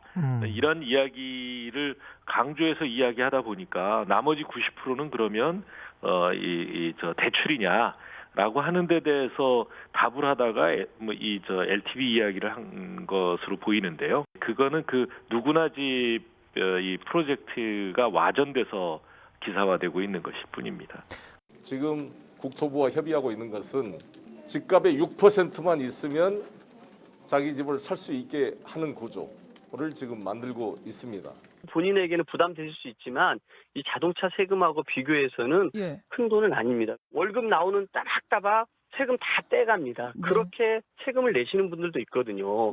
근데 이제 종부세 대상이 되셨다는 거는 그만큼 뭐 본인이 의도치 않았지만 집값이 오른 게 있을 수 있습니다. 하지만 거기에 맞는 이 재산에 대해서 보유세를 내는 것은 우리 사회를 운영하는 데 있어서 기본적으로 하나의 룰이 되어 있는 거 아니겠습니까? 네, 녹취 듣고 오셨는데요. 두 부분을 좀 나눠서 봐야 될 것 같습니다. 이 대출 규제 완화와 그리고 이제 세제 개편 부분, 그래서 재산세, 종부세 뭐 이렇게 다양하겠죠. 자, 일단 그 송영길 대표가 얘기를 했던 게 그런 부분입니다. 이 청년이나 뭐 신혼부부 같은 그리고 집이 없는 그러니까 무주택 실소유자들에게는 뭐 한 10% 미만 돈으로도 집을 살 수 있게 해주자 뭐 이런 얘기를 했는데 그에 대해서 아니다. 지금 집값을 낮추는 게 우선이지 뭐 대출을 더 많이 늘려주는 게 능사는 아니다. 이렇게 다양한 의견이 나오고 있거든요. 이게 얼마나 현실성 있는 얘기들인가 이 문제가 제일 큰 거라고 생각이 돼요. 집값을 낮출 수 있겠느냐 이 문제부터 얘기를 하자면 사실 한번 올라간 집값이 떨어지기 대단히 어렵잖아요. 네. 그러니까 우리가 과거에 경험했던 것처럼 2008년 글로벌 금융위기가 왔을 때 그때 집값이 많이 떨어졌던 기억이 있고 그 다음부터는 사실 집값이 떨어진다고 하는 개념 자체가 아예 우리 머릿속에서는 존재하지 않는 것처럼 이렇게 돼버린 측면이 있다는 거죠. 그러니까 공급을 늘린다고 해서 집값이 과연 떨어질 수 있겠는가. 지금처럼 양적 완화를 하고 있는 상황에서 이 문제에 대한 검토가 있어야 될 것 같고요. 근데 저는 이제 청년층에게 첫 내 집 마련을 할 때 그때 예를 들어서 LTV나 이런 것들을 완화해 준다거나 이런 정책 자체가 잘못됐다고 생각하지는 않습니다. 왜냐하면 돈을 모아서 집을 살 수 있는 방법은 사실 현실적으로 없는 것과 마찬가지이기 때문이죠. 그러니까 주거 안정성이나 이런 측면에서 청년층에게 그런 혜택을 주는 건 맞는데 악마는 디테일에 있다고 해서 그걸 단순히 비제 측면으로 볼 수 있는 것이 아니기 때문에 예를 들면 내가 만약에 대출을 받는다고 하면 당연히 그 집을 담보로 잡지 않겠습니까? 그리고 거기에 따르는 만약에 이익이 나왔을 때 이익을 어떻게 할 것인지 그리고 또 이자는 어떻게 그러면은 어느 정도 부담을 지울 것인지 이런 문제들까지 같이 종합적으로 고려해야 할 것 같고요. 또 시장이 어떻게 작동할 것인가에 관한 문제를 아마 제일 우려할 것 같은데 예를 들어서 내 집 마련 첫 집을 마련한다고 해서 모든 이제 청년층 신혼부부들이 한꺼번에 뛰어들 경우에 그럼 다시 부동산 시장이 과열되지 않겠느냐. 이제 이 부분이 제일 저는 큰 문제라고 봐요. 그러니까 그것을 어떻게 해소하는 방법으로 정책을 세밀하게 조정해서 만들 것이냐. 이 부분에 대한 숙제가 저는 있다고 봅니다. 그리고 이제 지금 이제 민주당 내에서 뭐 윤호중 원내대표도 얘기한 것처럼 이게 단순히 뭐 많은 대출을 해준다 이런 차원의 문제가 아니라 예를 들면 토지 임대부 주택 공급이라든가 아니면 여러 가지 형태의 주택 공급 방법들이 있기 때문에 그런 방법들을 다 합쳐서 생각해 볼 때 10% 미만의 부담으로도 집을 구할 수 있게 해주자 이런 개념으로 접근하는 것이라면 그런 여러 가지 선택지를 놓고 한번 좀 고려해 볼 필요가 있다고 생각합니다. 네. 다양한 부분이 병행이 돼야겠다는 생각이 들어요. 뭐 말씀대로 만약에 대출 총량도 한꺼번에 확 내면 또 문제가 되는 거잖아요. 그러니까 그렇다고 해서 비싼 집이라고 해서 무조건 한 90%까지 대출해 드립니다. 이렇게 하면은 진짜 부동산 시장에 그렇죠. 난리가 나겠죠. 그러니까 그렇게 할 수는 없을 것 같고요. 여러 부분을 생각을 해봐야 될 텐데, 자 이종훈 평론가님, 지금 저희가 뭐 두 가지 나눠서 보자면 또 하나는 이제 종부세, 재산세, 양도세 이런 부분인데, 자 종부세 같은 경우는 뭐 집값이 오르면서 사실 뭐 1주택의 장기 거주자인데 뭐 대상이 된 부분, 지금 70대 이상이고 15년 이상 가지고 있으면 사실 이제 함께 될 수 있기 때문에 50에 30에서 80%까지 뭐 세액 공제를 받을 수 있긴 합니다. 한데 그래도 좀 더 서울구청장들은 더 높여야 된다. 그리고 그 액수도 올려야 된다. 반면에 이제 여당 내에서는 이것도 어쨌든 자산이 높아졌는데 하나의 룰이다. 이렇게 맞서고 있는 상황인데요. 네. 그러니까 이제 집 가진 사람 입장에서는 소득에도 차이가 없어요. 예. 생활 수준에도 차이가 없습니다. 그런데 갑자기 자기가 살고 있던 집이 값이 확 올랐어요. 자, 그러니까 세금을 더 내라고 합니다. 그러니까 그런 분들 입장에서는 좀 어이가 없다. 네. 이제 이런 거죠. 그래서 이제 그 반발이 꽤 이제 나오고 있는 거고. 그래서 이제 이 종부세 부분도 좀 손을 봐야 되는 거 아니냐. 전체적으로 집값이 올라갔으니까 그런 얘기가 나오는 건데, 지금 그 정부도 지금 난색을 표하고 있고 여당 내에서도 지금 부정적인 의견이 그 핵심 친문계 의원들을 중심으로 해서 많이 이제 나오고 있는데, 나름의 이유가 다 있는 거죠. 우선은 그 세수 부분이 좀 걸릴 겁니다. 그러니까 아무래도 지금 이번 정부 들어서 코로나19 사태도 있고 그래서 지금 정부 예산 또 추경 편성 뭐 이런 식으로 지금 돈 쓸 일이 많아진 거죠. 자, 그런데 세수가 줄어들면 곤란한 겁니다. 이제 그런 부분이 하나 있고, 그와 더불어서 이게 자칫 잘못하게 되면 이제 그 또 다른 예상치 못한 그런 역효과 이런 것들을 좀 유발할 가능성이 좀 없잖아 있는 이제 그런 부분이 네. 좀 있는 거죠. 그러니까 어찌됐건 집값 잡겠다고 했는데 집값 잡겠다라고 이제 전제했을 때는 사실은 어느 정도는 이제 그 재산 그 가치가 높아진 부분에 대해서 과세를 좀 해줘야 그러니까 이 좀 집을 사겠다라고 하는 욕구를 좀 억제하는 그런 측면도 좀 있단 말이에요. 자, 그런데 이제 그 부분이 좀 힘들어지는 이제 그런 부분이 좀 이제 있는 거죠. 그래서 여러 가지 복합적인 부분들을 좀 고려를 하다 보니, 그러니까 이거는 역시 좀 인상을 좀 그 범위를 확대를 안 하는 것이 좋겠다. 이런 쪽으로 좀 결론이 났기 때문에 이제 그런 주장을 좀 하는 거고, 정부 여당 또 이제 그 청와대 쪽에서도 조금 전에 제가 이제 이호승 정책실장 얘기를 했습니다만 이 부분에 대해서 좀 건드리기가 좀 아무래도 좀 쉽지 않은 그런 측면들이 지금 여러 가지가 있는 거죠. 그런 고민들이 지금 반영돼서 이런 지금 논란이 있긴 한데, 그럼에도 불구하고 일단은 이제 재산세 부분을 이제 그 면세 부분을 이제 좀 확대한 다음에 여론 동향을 좀 살필 것 같아요. 그래서 이제 그 양도세 이제 보유세 관련해서 종부세 부분도 좀 손을 봐야 된다라고 하는 그런 기류가 국민들 사이에서 많아진다라고 전제하면 그때쯤 가서 좀 고려를 해보지 않을까. 예, 그래서 이건 좀 장기 과제로 좀 일단 뒤로 좀 밀어놓고 논의를 좀 계속해 나갈 가능성이 없잖아 있다 이렇게 생각을 합니다. 저는 이번에 민주당의 부동산 세제 잘못 건드리면 내년 대선 진다고 생각합니다. 그 정도로 사실 심각한 문제이기도 하고 민심이 그만큼 부동산 문제에 대해서 아주 민감하게 반응하고 있다 이런 얘기인데요. 네. 다만 이제 민주당 내에서 고민하고 있는 부분, 또 반대 어떤 목소리 내는 부분이 뭐냐면 지금 좀 과잉 대표되는 현상이 좀 있다고 생각해요. 그러니까 종부세 문제에 대해서도 지금 과잉 일부 소수의 목소리가 너무 지나치게 전체의 목소리처럼 비춰지는. 그러니까 과거에 노무현 정부 시절에 세금 폭탄론 얘기 나왔던 거랑 좀 비슷한 목소리가 나오고, 언론도 지나치게 자신들의 기준이 높아서 그런지 모르지만 고가 아파트나 이런 걸 기준으로 해서 엄청나게 부동산 뭐 세제 부담이 크다 이런 식으로 얘기하는 것은 저는 좀 잘못됐다고 보고요. 서울 안에 집 못 가지고 있는 서민이 한 50% 정도 되는데 그 서민들은 그러면 어떻게 바라볼 것인지에 대한 고민도 필요하고, 2020년 국세청이 이 종부세 백분위 비율 자료 최근에 발표했거든요. 거기 보면 상위 1%가 전체 세액 43%, 네. 상위 10%가 전체 세액 70%, 73% 정도를 차지합니다. 그리고 1인당 세금 부담이 대상자의 절반이 23만 원 정도예요. 이게 이제 자동차세하고 비슷하다는 그래서 얘기가 그 얘기가 나왔던 거죠. 그 얘기가 나온 것이거든요.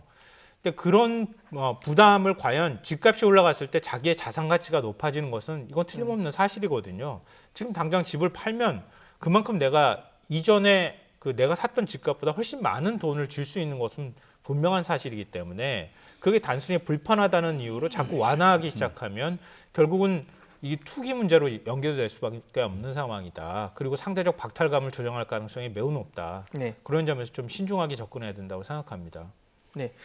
자, 저희 부동산 관련 최근 불거진 또 다른 이슈를 하나 더 보겠습니다. 지금 관세청사나 관세평가분류원 소속 공무원들의 이 세종시 아파트 특별공급 사태 논란인데 그래픽으로 좀 이 내용을 정리했습니다. 먼저 한번 보고 그리고 나서 이야기를 나눠보겠습니다. 자, 처음에 2005년에 그러니까 이전 계획에서 제외가 됐어요. 이 관세평가분류원이 제외가 됐는데 2015년에 난데없이 변경고시도 없었는데 이제 신축 부지를 검토를 하겠다. 그랬고 실제 그 신축 부지를 지어야 하니까 예산을 달라 이렇게 요청을 했는데 또 예산 승인이 떨어졌어요. 171억 원이나. 그래서 이제 그 이후에 이 관평원이 제출한 서류만 보고 공무원들 이전할 거니까 특별 공급해도 되겠다 해서 확인서를 발급해줬고 실제 직원 82명 가운데 49명이나 특공에 당첨되는 일이 발생을 했습니다. 자, 지금 이 문제를 보면은 자, 김성원 평론가님 그 세 가지가 저는 보이는데 하나는 어떻게 이게 이제 승인이 되게 됐는지 그리고 공무원들은 실거주도 안 하면서 이걸 또 악용했는지 세 번째는 그 이후에 좀 바로잡을 기회가 있었던 것 같은데 이미 어느 정도 진행이 됐으니 안 된다 이렇게 한 부분도 있었고 뭐가 제일 문제라고 봐야 될까요? 참 어려운 여러 가지 문제가 좀 꼬인 것 같아요. 이게 마지막으로 결정이 된 게 2016년 12월이라고 하거든요. 네. 한창 이제 탄핵 촛불 시위가 있을 때 어찌 보면 권력 공백기라고 할 만한 이런 상황에서 이게 결정이 됐다는 거예요. 예. 그러니까 누가 어떤 방식으로 결정했는지도 현재로서는 정확하지가 않다는 겁니다. 근데 내려가지도 않을 공공기관을 내려가겠다고 하고 뭐 내려갈 의도가 있었을 수도 있겠죠. 그러면 또 내려가야 되는데 안 내려갔다. 안 내려갔는데 내려간 것을 전제로 해서 공무원 특별 공급을 받았다. 뭔가 다 앞뒤가 안 맞는 얘기잖아요. 네. 그러니까 만약에 의사결정 과정에서 공백기가 있었고 그 안에서 잘못된 결정이 있었다고 하면 공무원 특별 공급 권한을 내려놔야죠. 그러니까 그쪽으로 이전한다고 하는 전제를 갖고 준 거 아니겠습니까? 근데 지금 내려갈 필요가 없다는 거 아니에요. 그럼 거기에 들어가는 한 170억 가까운 투자금은 어떻게 할 것이며 공무원들이 내려가지도 않은데 거기에 따라서 자신의 뭐 의도를 했든 의도하지 않았든 간에 이익을 상당히 얻을 만한 아파트 특별 공급으로 해서 이익을 얻었다고 하면 그 자격을 일단 기본적으로 내려놓는 게 맞다. 그리고 또 이런 기관이 여기뿐만 있는 게 또 아니더라고요. 새만금 개발청도 역시 마찬가지고 해양경찰청도 비슷한 상황이라고 합니다. 이게 내려가려고 했다가 내려가지 않거나 아니면 조직이 합쳐졌다가 다시 또 분리되거나 이런 과정이 있었다고 하거든요. 그러니까 공무원 특별 공급이 계속 손질이 되면서도 공무원들한테 일정하게 혜택을 주는 방향으로는 계속 유지돼 왔다는 거죠. 그러니까 지금처럼 부동산 가격이 급등하는 상황에서 그런 제도를 계속 유지해야 될 것인지 그리고 이런 경우처럼 애매하게 특별 공급만 받고 안 가는 경우에 그러면 어떻게 할 것인지 이거에 대한 원칙을 분명하게 정부에서 정해서 이익을 더 이 뭐 일종의 불로소득이라 다름이 없으니까요. 네. 또 국민의 세금으로 얻은 이익이나 다름이 없으니까 그 이익을 내려놓도록 하는 게 맞다고 생각합니다. 이익을 내려놔야 된다 얘기를 하셨는데 이게 실질적으로 지금 정부가 뭐 그동안 공백이 있었던 부분에 대해서 보완은 하기로 했습니다. 예를 들어서 뭐 실거주 의무도 뭐 많이 높이고 여러 가지 이제 정책을 펴기로 했는데 결정적으로 이걸 환수하는 게 가능할까요? 환수 어렵죠. 예, 이제 그런 부분이 이제 결국은 이제 앞으로도 계속 논란이 될 수밖에 없을 거라고 생각해요. 이 유사한 사례들이 조금 전에 말씀하셨듯이 여러 건이 좀 있을 가능성이 좀 높다 이렇게 좀 생각을 하고요. 그런데 이제 불가피한 경우가 있고 이게 뭐 좀 기획 내지는 좀 의도적으로 그런 경우가 좀 있는데 이번 같은 경우는 보면 다분히 좀 그 의도성이 좀 확실히 좀 보인다는 거예요. 네. 그래서 뭐 흔히 하는 얘기로 좀 죄질이 좀 나쁜 경우에 해당한다. 자, 이런 경우에 그럼 어떻게 해야 하느냐? 그냥 넘어가줘야 하느냐? 아니죠, 이거는. 여기 대해서는 뭔가 좀 대책을 좀 강구를 해야 되고 전체적으로 이 과정 자체에 대해서 재검토도 좀 필요하다.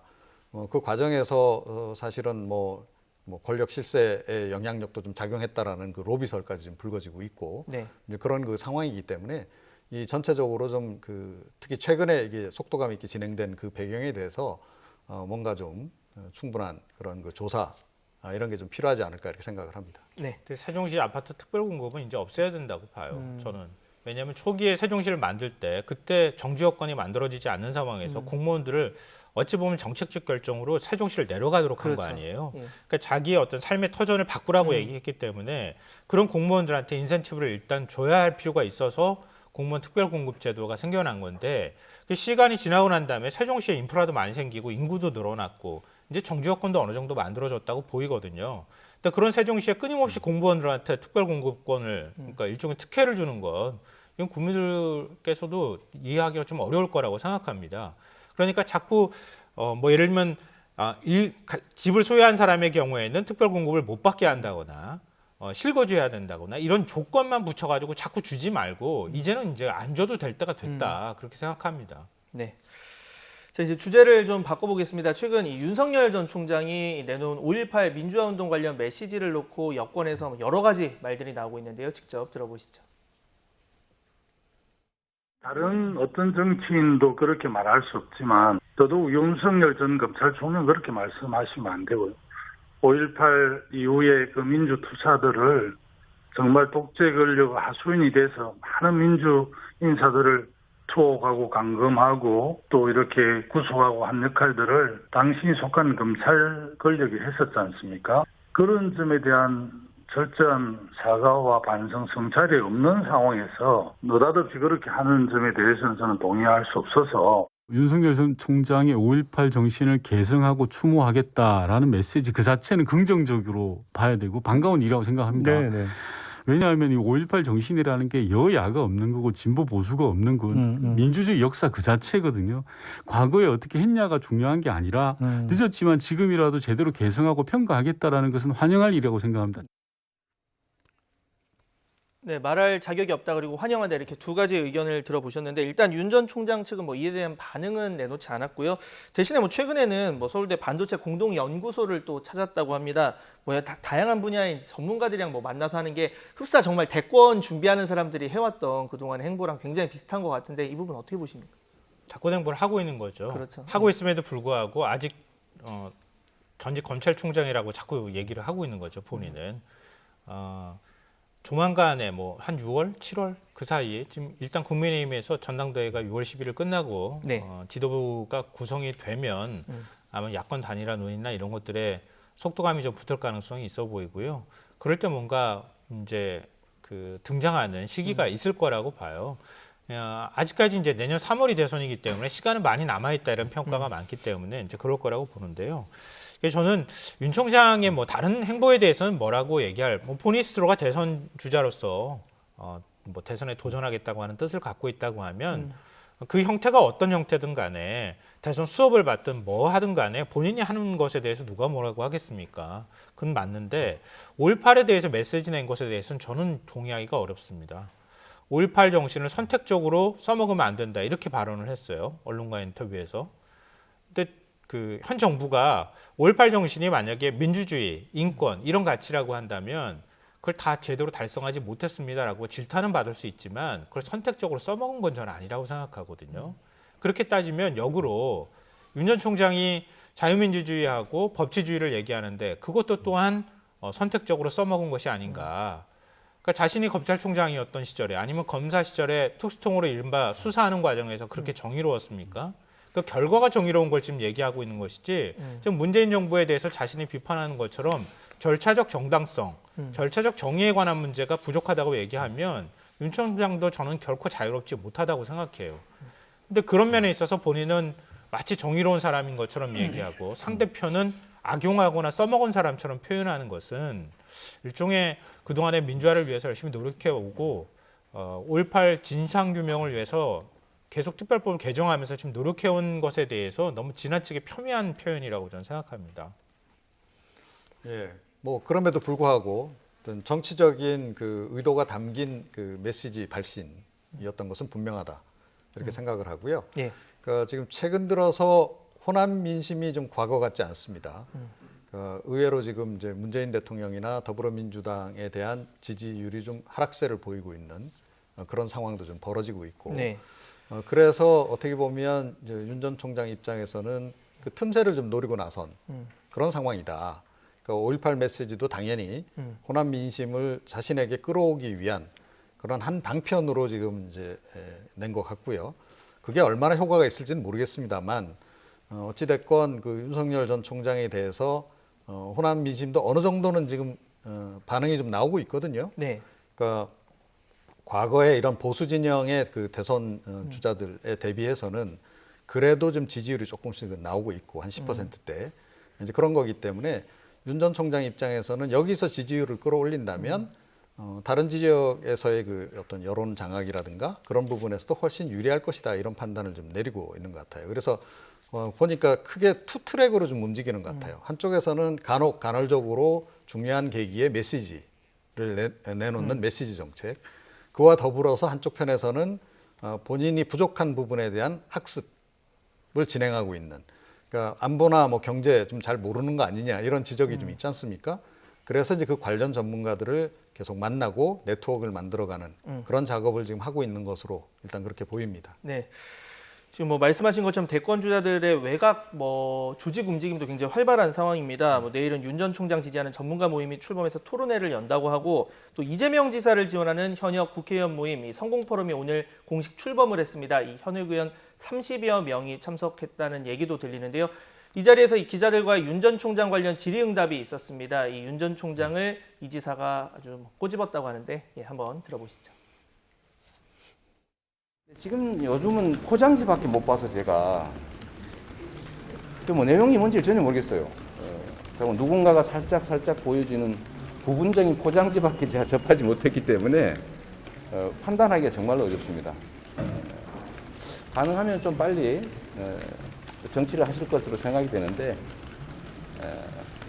전부를 다 우리 국민들께 보여드리고 판단을 받는 것이 정치인 또는 정치인이 되고자 하는 분의 도리가 아닌가 생각됩니다. 알맹이를 봐야 판단하지 않겠습니까? 써보기라도 해야 되고 한데 포장만 이렇게 자꾸 포장지만 그것도 예쁜 부분만 자꾸 보여주셔가지고 판단하기가 어려워서 더 말씀드리기가 어렵습니다. 네, 자 김성환 평론가님 짧게 여쭤볼게요. 언제쯤 등판을 할까요? 앞서 말씀드렸던 것처럼 일단 국민의힘 지도체제가 만들어져야 될 거라고 보고요. 그리고 국민의당하고 어떻게 움직일 것이냐 이 문제가 좀 남아있는 것 같은데 저는 당장 그렇게 빨리 들어갈 거라고 생각하지는 않습니다.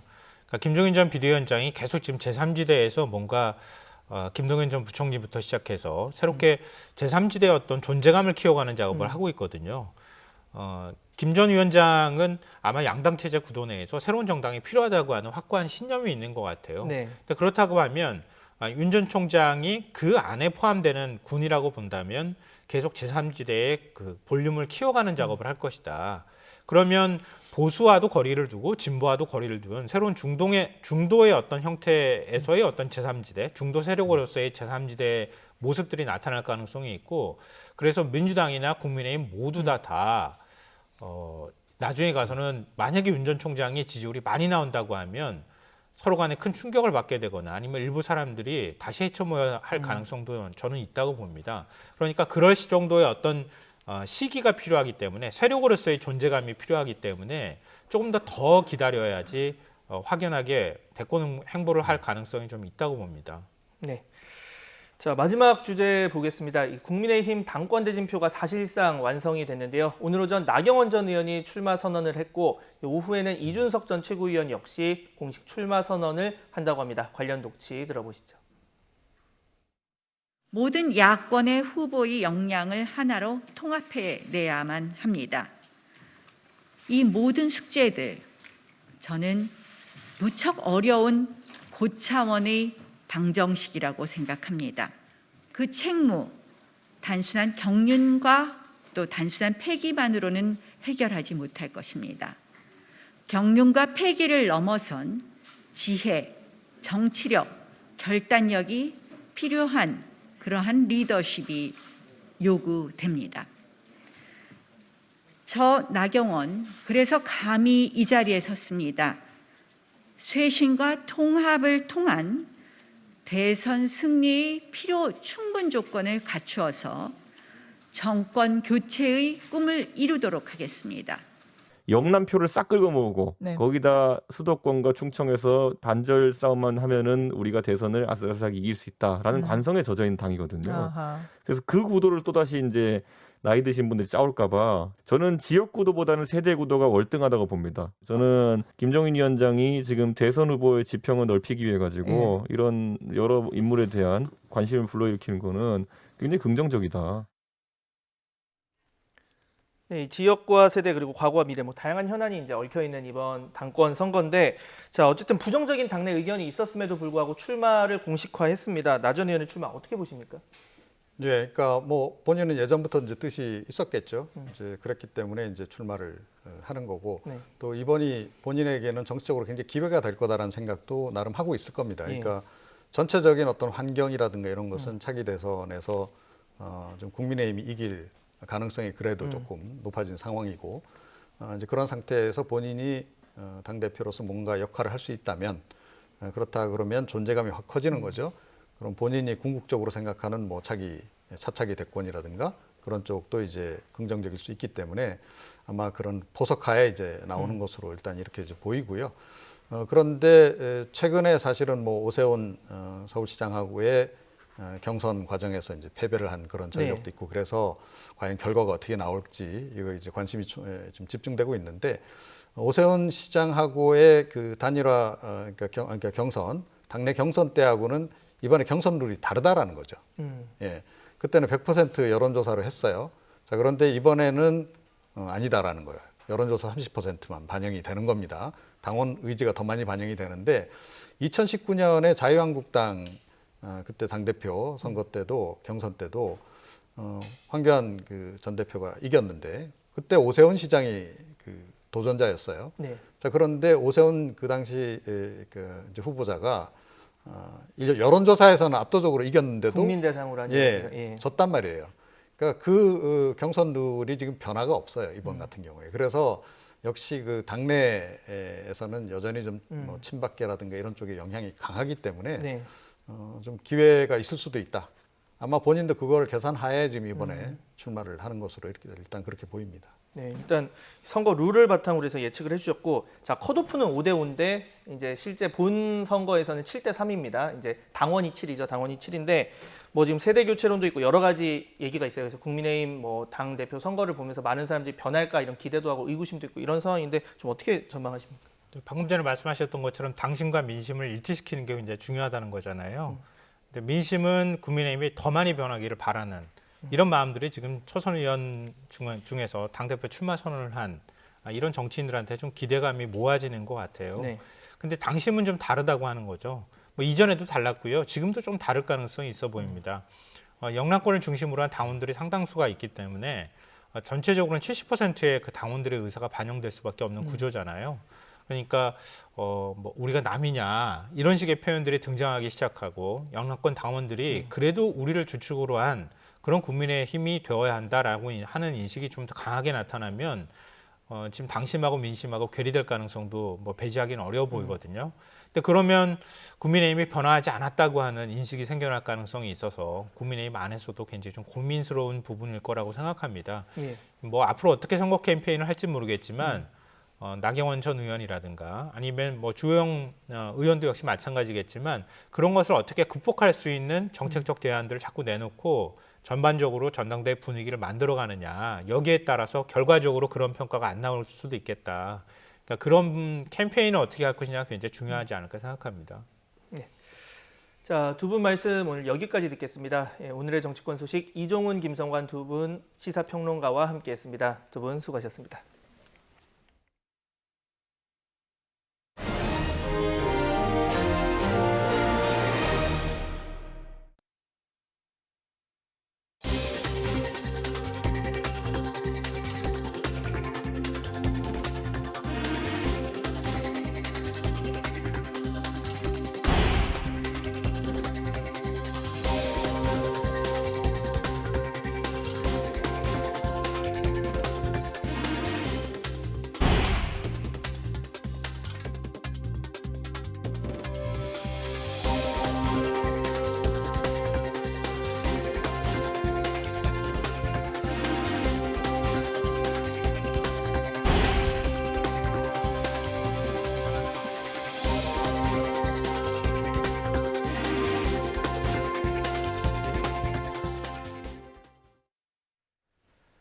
조 바이든 미국 대통령과의 한미 정상회담을 위해서 출국한 문재인 대통령이 미국 워싱턴 DC에 도착했습니다.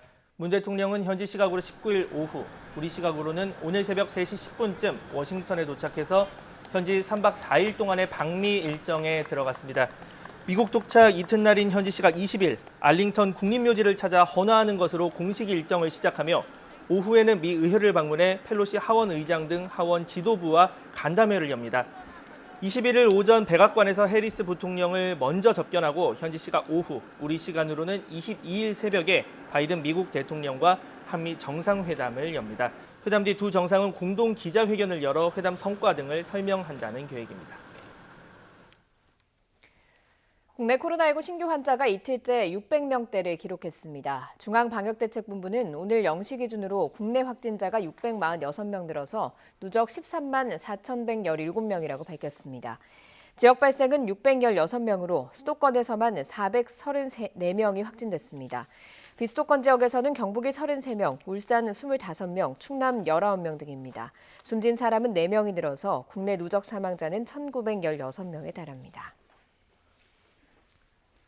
코로나19 백신의 1, 2차 접종 때 각각 다른 종류를 쓸 경우 안전성에 문제가 없는 것은 물론 면역 효과도 2배 이상 높아졌다는 연구 결과가 나왔습니다. 우리 정부는 주의 깊게 봐야 될 부분이라면서 국내에서도 교차 접종에 대한 연구를 진행 중이라고 했습니다. 이동우 기자입니다.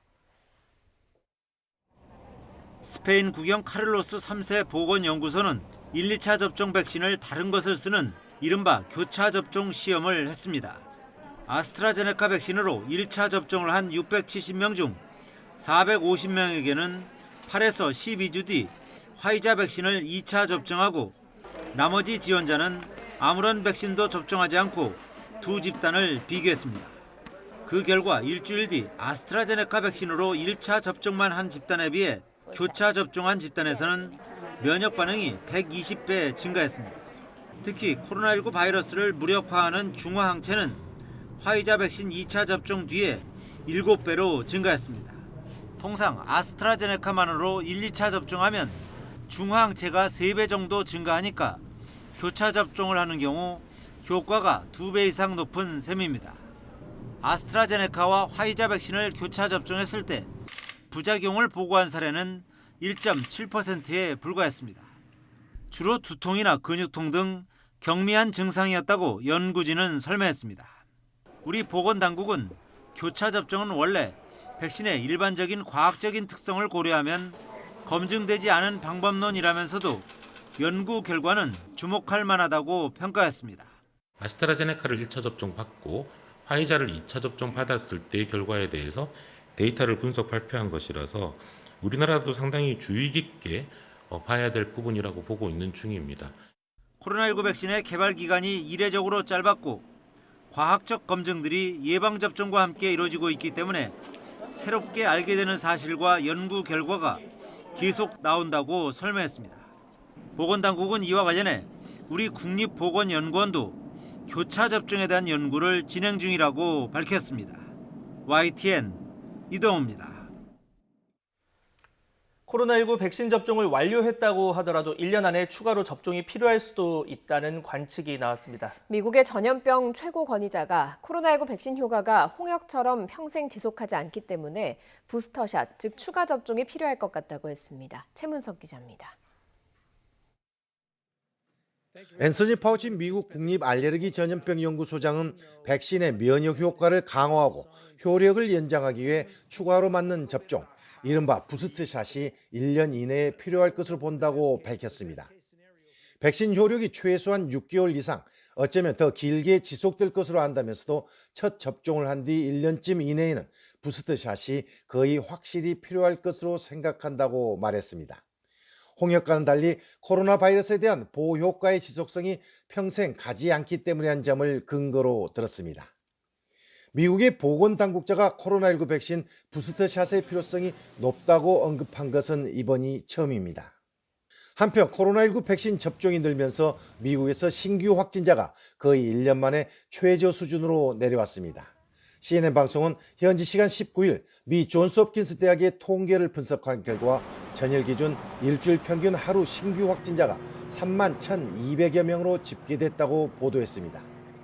지난해 6월 이후 11개월 만에 가장 낮은 평균치며 한 달 전과 비교해서도 절반에 못 미치는 수치입니다.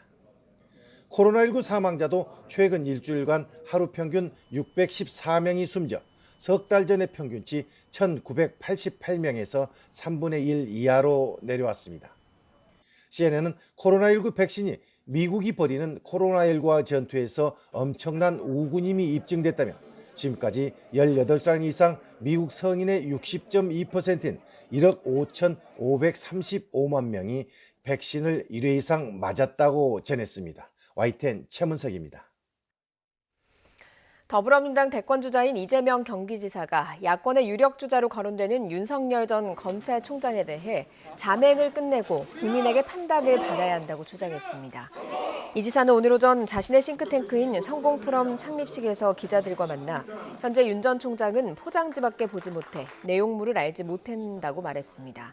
그러면서 정치인이 되고자 한다면 국민에게 빨리 모습을 보여드리는 것이 도리가 아닌가 생각한다고 덧붙였습니다. 이어 알맹이를 봐야 판단하지 않겠느냐며 예쁜 포장 부분만 자꾸 보여주는 상황에선 말하기가 어렵다고 거듭 강조했습니다. 더불어민주당 대선 주자 가운데 한 명인 이광재 의원이 야권의 김동연 전 경제부총리 영입 가능성을 일축했습니다. 이 의원은 오늘 아침 KBS 라디오 방송에 출연해서 현재 김 전 부총리와 교감하고 있다고 밝혔습니다. 그러면서 김 전 부총리 본인도 자신은 문재인 정부의 초대 부총리라며 사람이 살아가는데 신의가 중요하다고 말했다고 전했습니다. 다만 김 전 부총리가 민주당과 함께할 가능성에 대해선 더 두고 봐야 할 일이라며 정치인은 결국 시대의 과제를 해결하는 데 쓰이는 도구라고 말했습니다. 국민의힘 나경원 전 의원이 야권의 힘을 하나로 만들어 정권 교체를 반드시 이루기 위해서 당대표에 출마하겠다고 공식 선언했습니다. 나 전 의원은 내년 대선과 곧 이어질 지방선거에서 당대표의 책무는 대한민국의 운명을 결정할 만큼 막중하다면서 경륜과 패기를 넘어선 지혜와 정치력으로 정권 교체의 꿈을 이루겠다고 밝혔습니다. 이를 위해 스마트 정당, 스피디 정당, 용광로 정당을 만들어 유능하고 신속하며 지역과 세대, 계층의 차이를 극복하겠다고 말했습니다. 특히 대선 경선을 파격적으로 운영하겠다면서 윤석열, 김동연, 안철수 등 야권 후보가 국민의힘에 들어올 수밖에 없도록 당을 쇄신하겠다고 강조했습니다. 박원순계로 분류되는 민주당 박홍근 의원이 대권주자 이재명 경기지사에 대한 지지를 공개적으로 선언했습니다. 박 의원은 오늘 SNS에서 이 지사는 이번 대선에서 요구되는 시대적 리더십을 갖춘 인사라며 이 지사의 오랜 기다림대로 지지를 결심했다고 밝혔습니다. 이어 이 지사는 불평등과 불공정으로 양극화가 심해진 우리 사회에 사회 경제적 해법을 과감하게 추진할 인사라고 평가했습니다.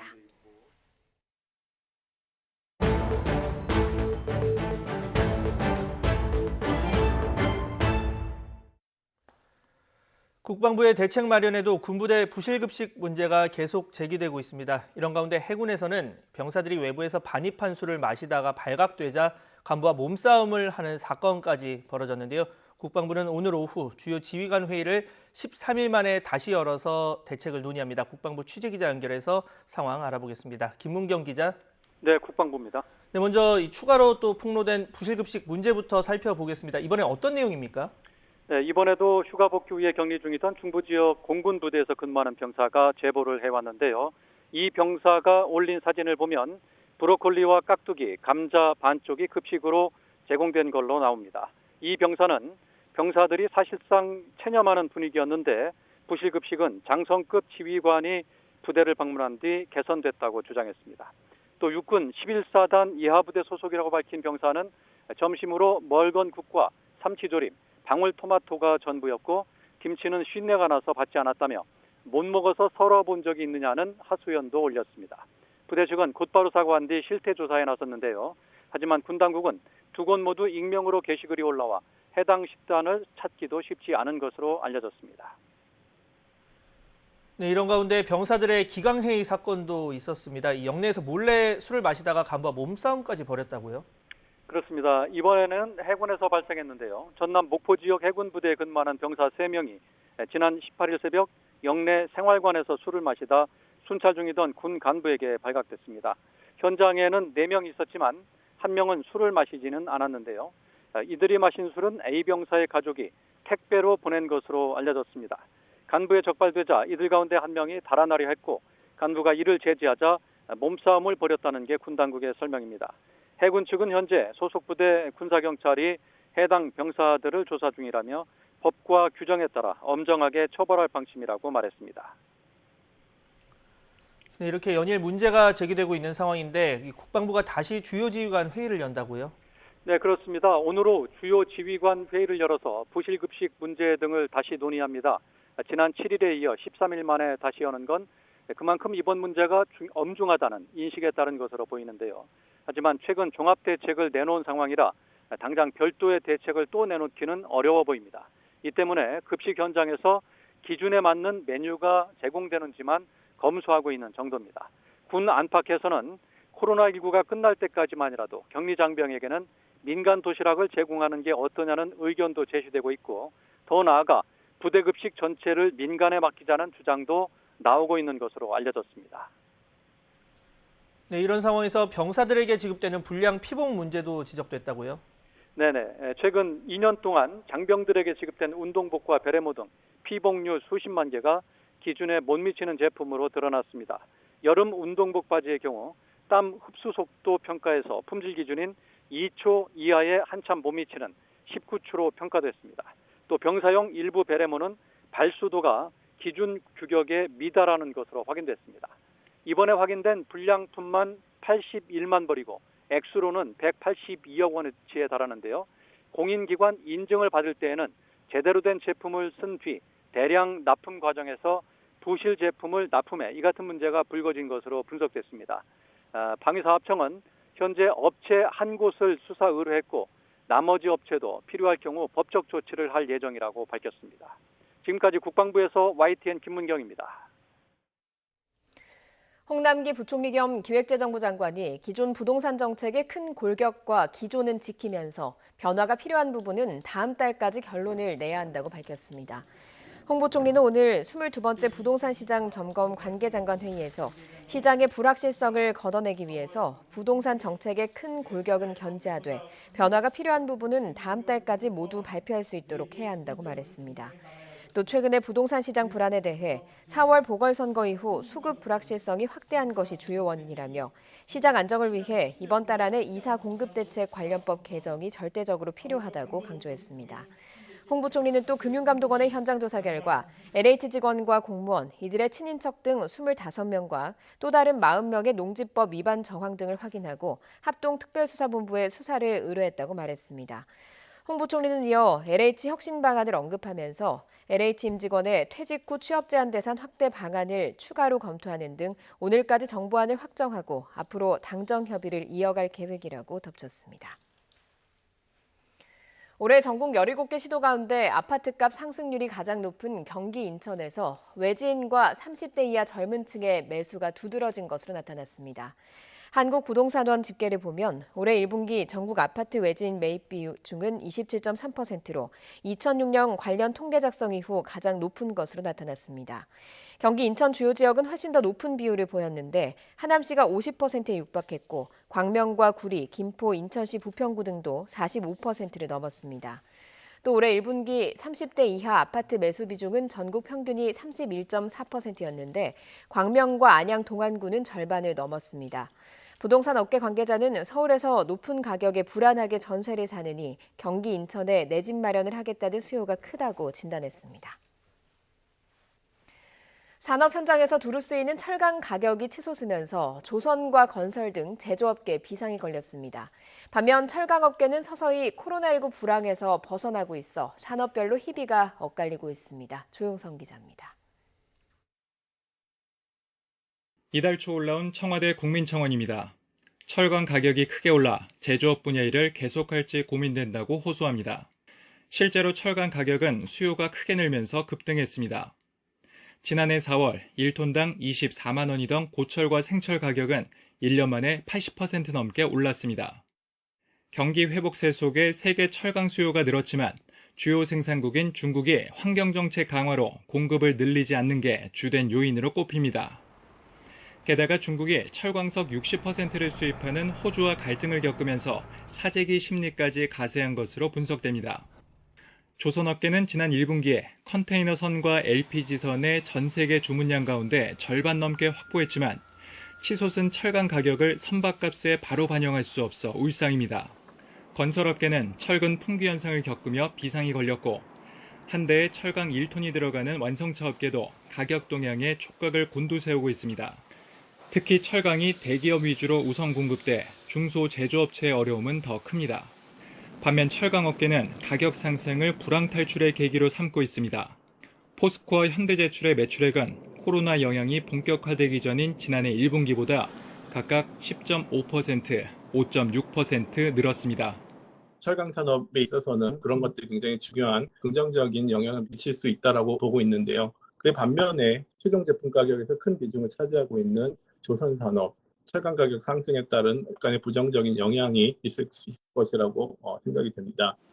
중국이 다음 달부터 철강 생산과 수출량을 더 줄이겠다고 예고해 가격 상승세는 당분간 계속될 것으로 보입니다. YTN 조용성입니다. 세계 최대의 가상화폐 채굴 국가로 알려진 중국에서 가상화폐 발행과 거래는 물론 채굴까지도 엄격하게 금지하는 조치가 나왔습니다.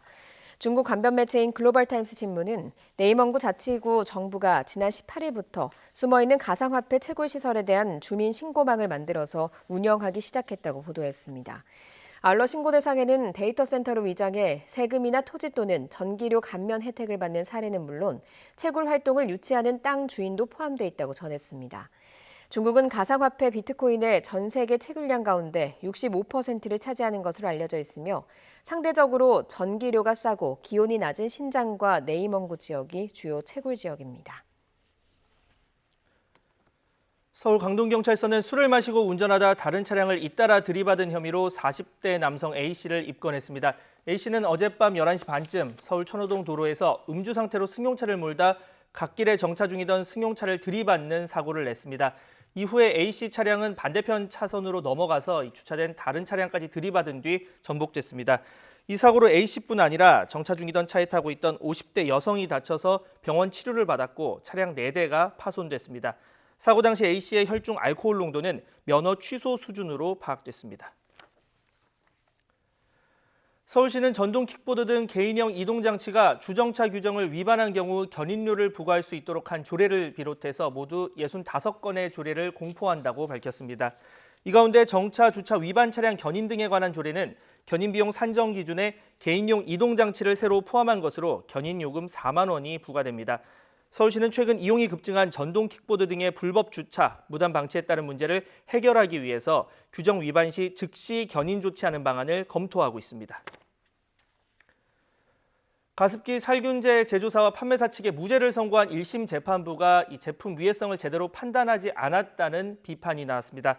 박동욱 한국방송통신대 교수 연구팀은 최근 한국환경보건학회지에 실린 논문에서 1심 재판부가 판결에 인용한 연구의 목적과 한계 등을 제대로 이해하지 못했다고 평가했습니다. 연구팀은 CMIT와 MIT 성분 노출 위험은 특정 시점의 공기 중 농도뿐만 아니라 가습기에 넣은 총량과 사용 시간, 기간 등을 고려해서 누적 노출 총량을 살펴야 한다고 설명했습니다. 따라서 1심 재판부가 근거로 활용한 공기 중 농도 연구는 이 담배 한 개 비에 든 유해물질의 농도로 폐암의 위험을 판단하는 셈이라고 지적했습니다. 연구팀은 또 CMIT와 MIT가 수용성 물질이라 천식과 폐질환을 초래할 가능성이 낮다고 본 판결에 대해서도 천식과 폐 손상, 임상 사례 등을 고려하지 않았다고 주장했습니다. 이스라엘과 팔레스타인의 무력 충돌이 열흘째 이어지고 있습니다. 유엔을 포함한 국제사회의 중재 노력이 계속되고 있는데요. 바이든 미 대통령의 압박에도 이스라엘 총리는 작전을 중단하지 않겠다는 뜻을 다시 한번 확인했습니다. 박상남 기자의 보도입니다. 가자지구 남부도시 칸 유니스 지역. 이스라엘군의 공습을 받은 건물이 형체를 알아볼 수 없을 만큼 파괴되고 잔해 더미만 남았습니다. 이스라엘과 팔레스타인 간 무력 충돌 열흘째인 현지 시간 19일, 가자지구 곳곳이 무너진 건물과 불에 탄 차량들로 즐비합니다. 한 주민에겐 이스라엘 보안부로부터 건물에서 벗어나라는 경고 전화가 걸려오고 얼마 지나지 않아 이 건물은 잿더미로 변했습니다. فاخلينا المنطقه والجيران يطلعوا كلهم قلت له كله طالع كله مخلي كله ما فيش حدا فيه قال لي لا اتاكد ثاني انه فيش حدا طالع تاكدنا منه قال لي طب روح على المفترق هذاك ما تخليش حدا السياره تخش. 팔레스타인 측도 이날 동트기 전 로켓포 50발을 발사하는 등 산발적인 공격을 계속 이어갔습니다. 이처럼 양측의 공방이 그칠 기미를 보이지 않는 가운데 조 바이든 미국 대통령은 이날 네타냐후 이스라엘 총리와 통화를 갖고 중대한 긴장 완화를 촉구했습니다. 이스라엘에 대해 휴전 압박 수위를 한층 더 높인 것으로 평가됐지만 네타냐후 총리는 입장 변화가 없음을 분명히 했습니다. אני נחוש להמשיך במבצע הזה עד שיושג היעד שלו להחזיר את השקט והביטחון לכם, אזרחי ישראל. 네타냐후 총리는 앞서 텔아비브에서 외국 대사들 앞에서도 강경 입장을 재확인했습니다. 전날 프랑스가 유엔 안보리에 휴전 촉구 결의안을 제출하고 독일도 양측 간의 분쟁 중재를 추진하는 등 휴전을 이끌어내기 위한 국제사회의 노력이 이어지고 있지만 아직까지 가시적인 결과는 나오지 않고 있습니다. YTN 박상남입니다. 이런 가운데 팔레스타인 가자 지구의 무장 정파인 하마스의 고위 관계자는 현지 시각 19일 이스라엘군과 휴전 합의가 조만간 이루어질 수 있다고 밝혔습니다. 하마스의 고위 정치 간부 무사 아부 마르주크는 이날 레바논 알마야딘 TV와 인터뷰에서 휴전 노력이 성공할 것으로 예상한다면서 하루나 이틀 안에 휴전에 도달할 것으로 예상한다고 전망했습니다. 요르단강 서안을 통치하는 팔레스타인의 다른 정파인 파타 관계자도 하마스와 이스라엘의 휴전이 임박했다고 밝혔습니다. 거취를 놓고 큰 관심을 불러온 배구 여제 김연경이 한 시즌 만에 다시 해외에서 뛰게 됐습니다. 과거 몸담았던 중국 상하이 구단에 입단을 합의하면서 도쿄올림픽 이후 중국행을 결정했습니다. 이하린 기자가 보도합니다. 김연경의 소속사는 4년 전 김연경이 뛰었던 상하이 팀과 입단에 합의했다고 밝혔습니다. 고민이 많았지만 익숙한 중국 리그에서 뛰기로 했다고 덧붙였습니다. 계약 세부 사항은 알려지지 않았습니다. 김연경은 도쿄올림픽이 끝난 뒤 중국에 3개월 정도 머물며 단축 시즌을 소화할 것으로 보입니다. 김연경은 2020-2021 시즌 흥국생명으로 돌아와 팀을 챔프전 준우승으로 이끌었고 정규리그 공격 성공률 1위와 서브 1위로 최우수 선수에 뽑혔습니다. 원 소속 구단 흥국생명은 시즌 뒤 신생팀 페퍼저축은행 등 국내 팀과의 계약을 허용하지 않았고 결국 김연경은 이미 탈퇴 선수 신분으로 중국 리그 진출을 진행하게 됐습니다. 김연경이 중국행을 결정한 건 여러 가지 이유로 보입니다.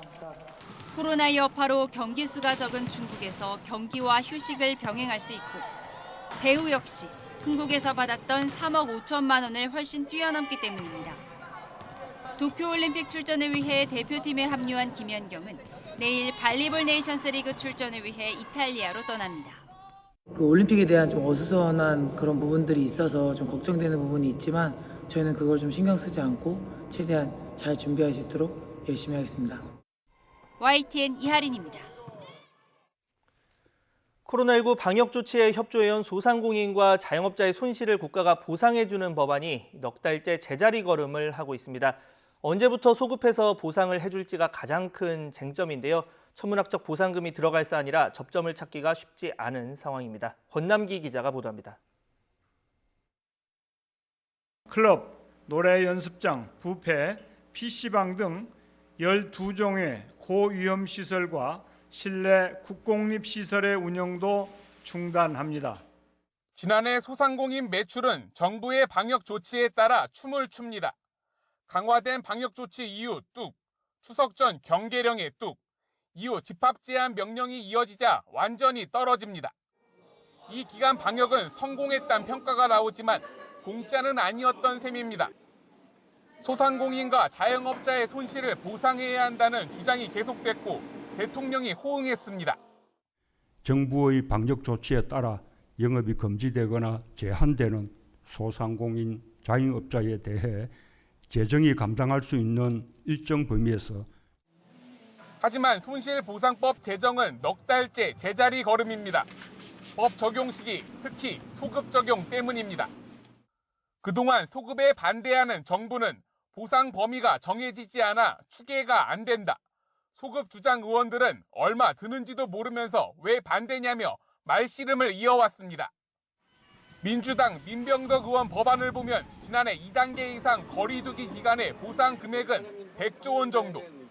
천문학적 보상금 때문에 접점 찾기가 어렵자 민주당이 입법 청문회 카드를 꺼냈습니다. 하지만 자영업자들은 이러다가 언제 지원을 받느냐며 반발하고 있습니다. 여당을 찾아가면 기재부나 청와대 핑계를 대고 기재부나 청와대는 국가 재정 핑계를 대면서 여기까지 왔는데요. 여기에 주무부처인 중소벤처기업부와 예산을 총괄하는 기획재정부는 청문회 전 예산 추계가 불가능할 것으로 보고 있어 실질적인 보상 논의 자체가 어려울 전망입니다. 자영업자들은 신속한 보상이 이뤄지지 않을 경우 방역 불복종 운동까지 예고하고 있어 손실보상법 제정이 정치권의 뜨거운 감자가 되고 있습니다. YTN 권남기입니다. 뉴스앤 이슈 60초 뒤 이어집니다. 요즘은 쾌청한 날보다 비 소식이 더 많은 것 같습니다. 오늘도 전국 대부분 지역에 비가 내리는 가운데 현재 서울에는 산발적인 빗방울이 오락가락 이어지고 있는데요. 오후에는 비가 전국으로 확대하겠고 내일까지 제주도를 중심으로는 돌풍과 벼락을 동반한 요란한 비가 이어지겠습니다. 시설물 관리와 안전사고에 주의해 주셔야겠습니다. 자세한 레이더 영상을 살펴보면 현재 대부분 지역에 비구름의 영향을 받고 있습니다. 특히 영남 지역은 시간당 10mm 안팎의 다소 강한 비가 집중되고 있는데요. 이번 비는 내일 오전에 대부분 그칠 것으로 보입니다. 그 사이 영동과 경북에는 최고 40mm의 봄비치고 다소 많은 비가 예상됩니다. 서울 등 그 밖의 지역은 5에서 30mm의 비가 내리겠습니다. 오늘은 비가 내리며 어제보다 기온이 2에서 9도나 크게 떨어지겠습니다. 서울 낮 기온 23도로 중북부 지방은 비교적 선선하겠지만 남부 지방은 대구가 19도, 광주 18도에 머물면서 다소 서늘하겠습니다. 내일까지 예년 수준을 밑도는 서늘한 날씨가 이어지겠고요. 주말부터 다시 맑은 날씨 속에 초여름 더위가 찾아올 전망입니다. 오늘과 내일 비가 내리는 지역은 봄비치고 다소 양이 많기 때문에 가시거리가 짧고 도로가 무척 미끄러울 것으로 보입니다. 안전운전에 유의해 주시기 바랍니다. 지금까지 상암동 야외 스튜디오에서 YTN 홍나실입니다. 목요일 뉴스앤 이슈 마칩니다. 잠시 뒤 더 뉴스가 이어집니다. 시청해주신 여러분 고맙습니다.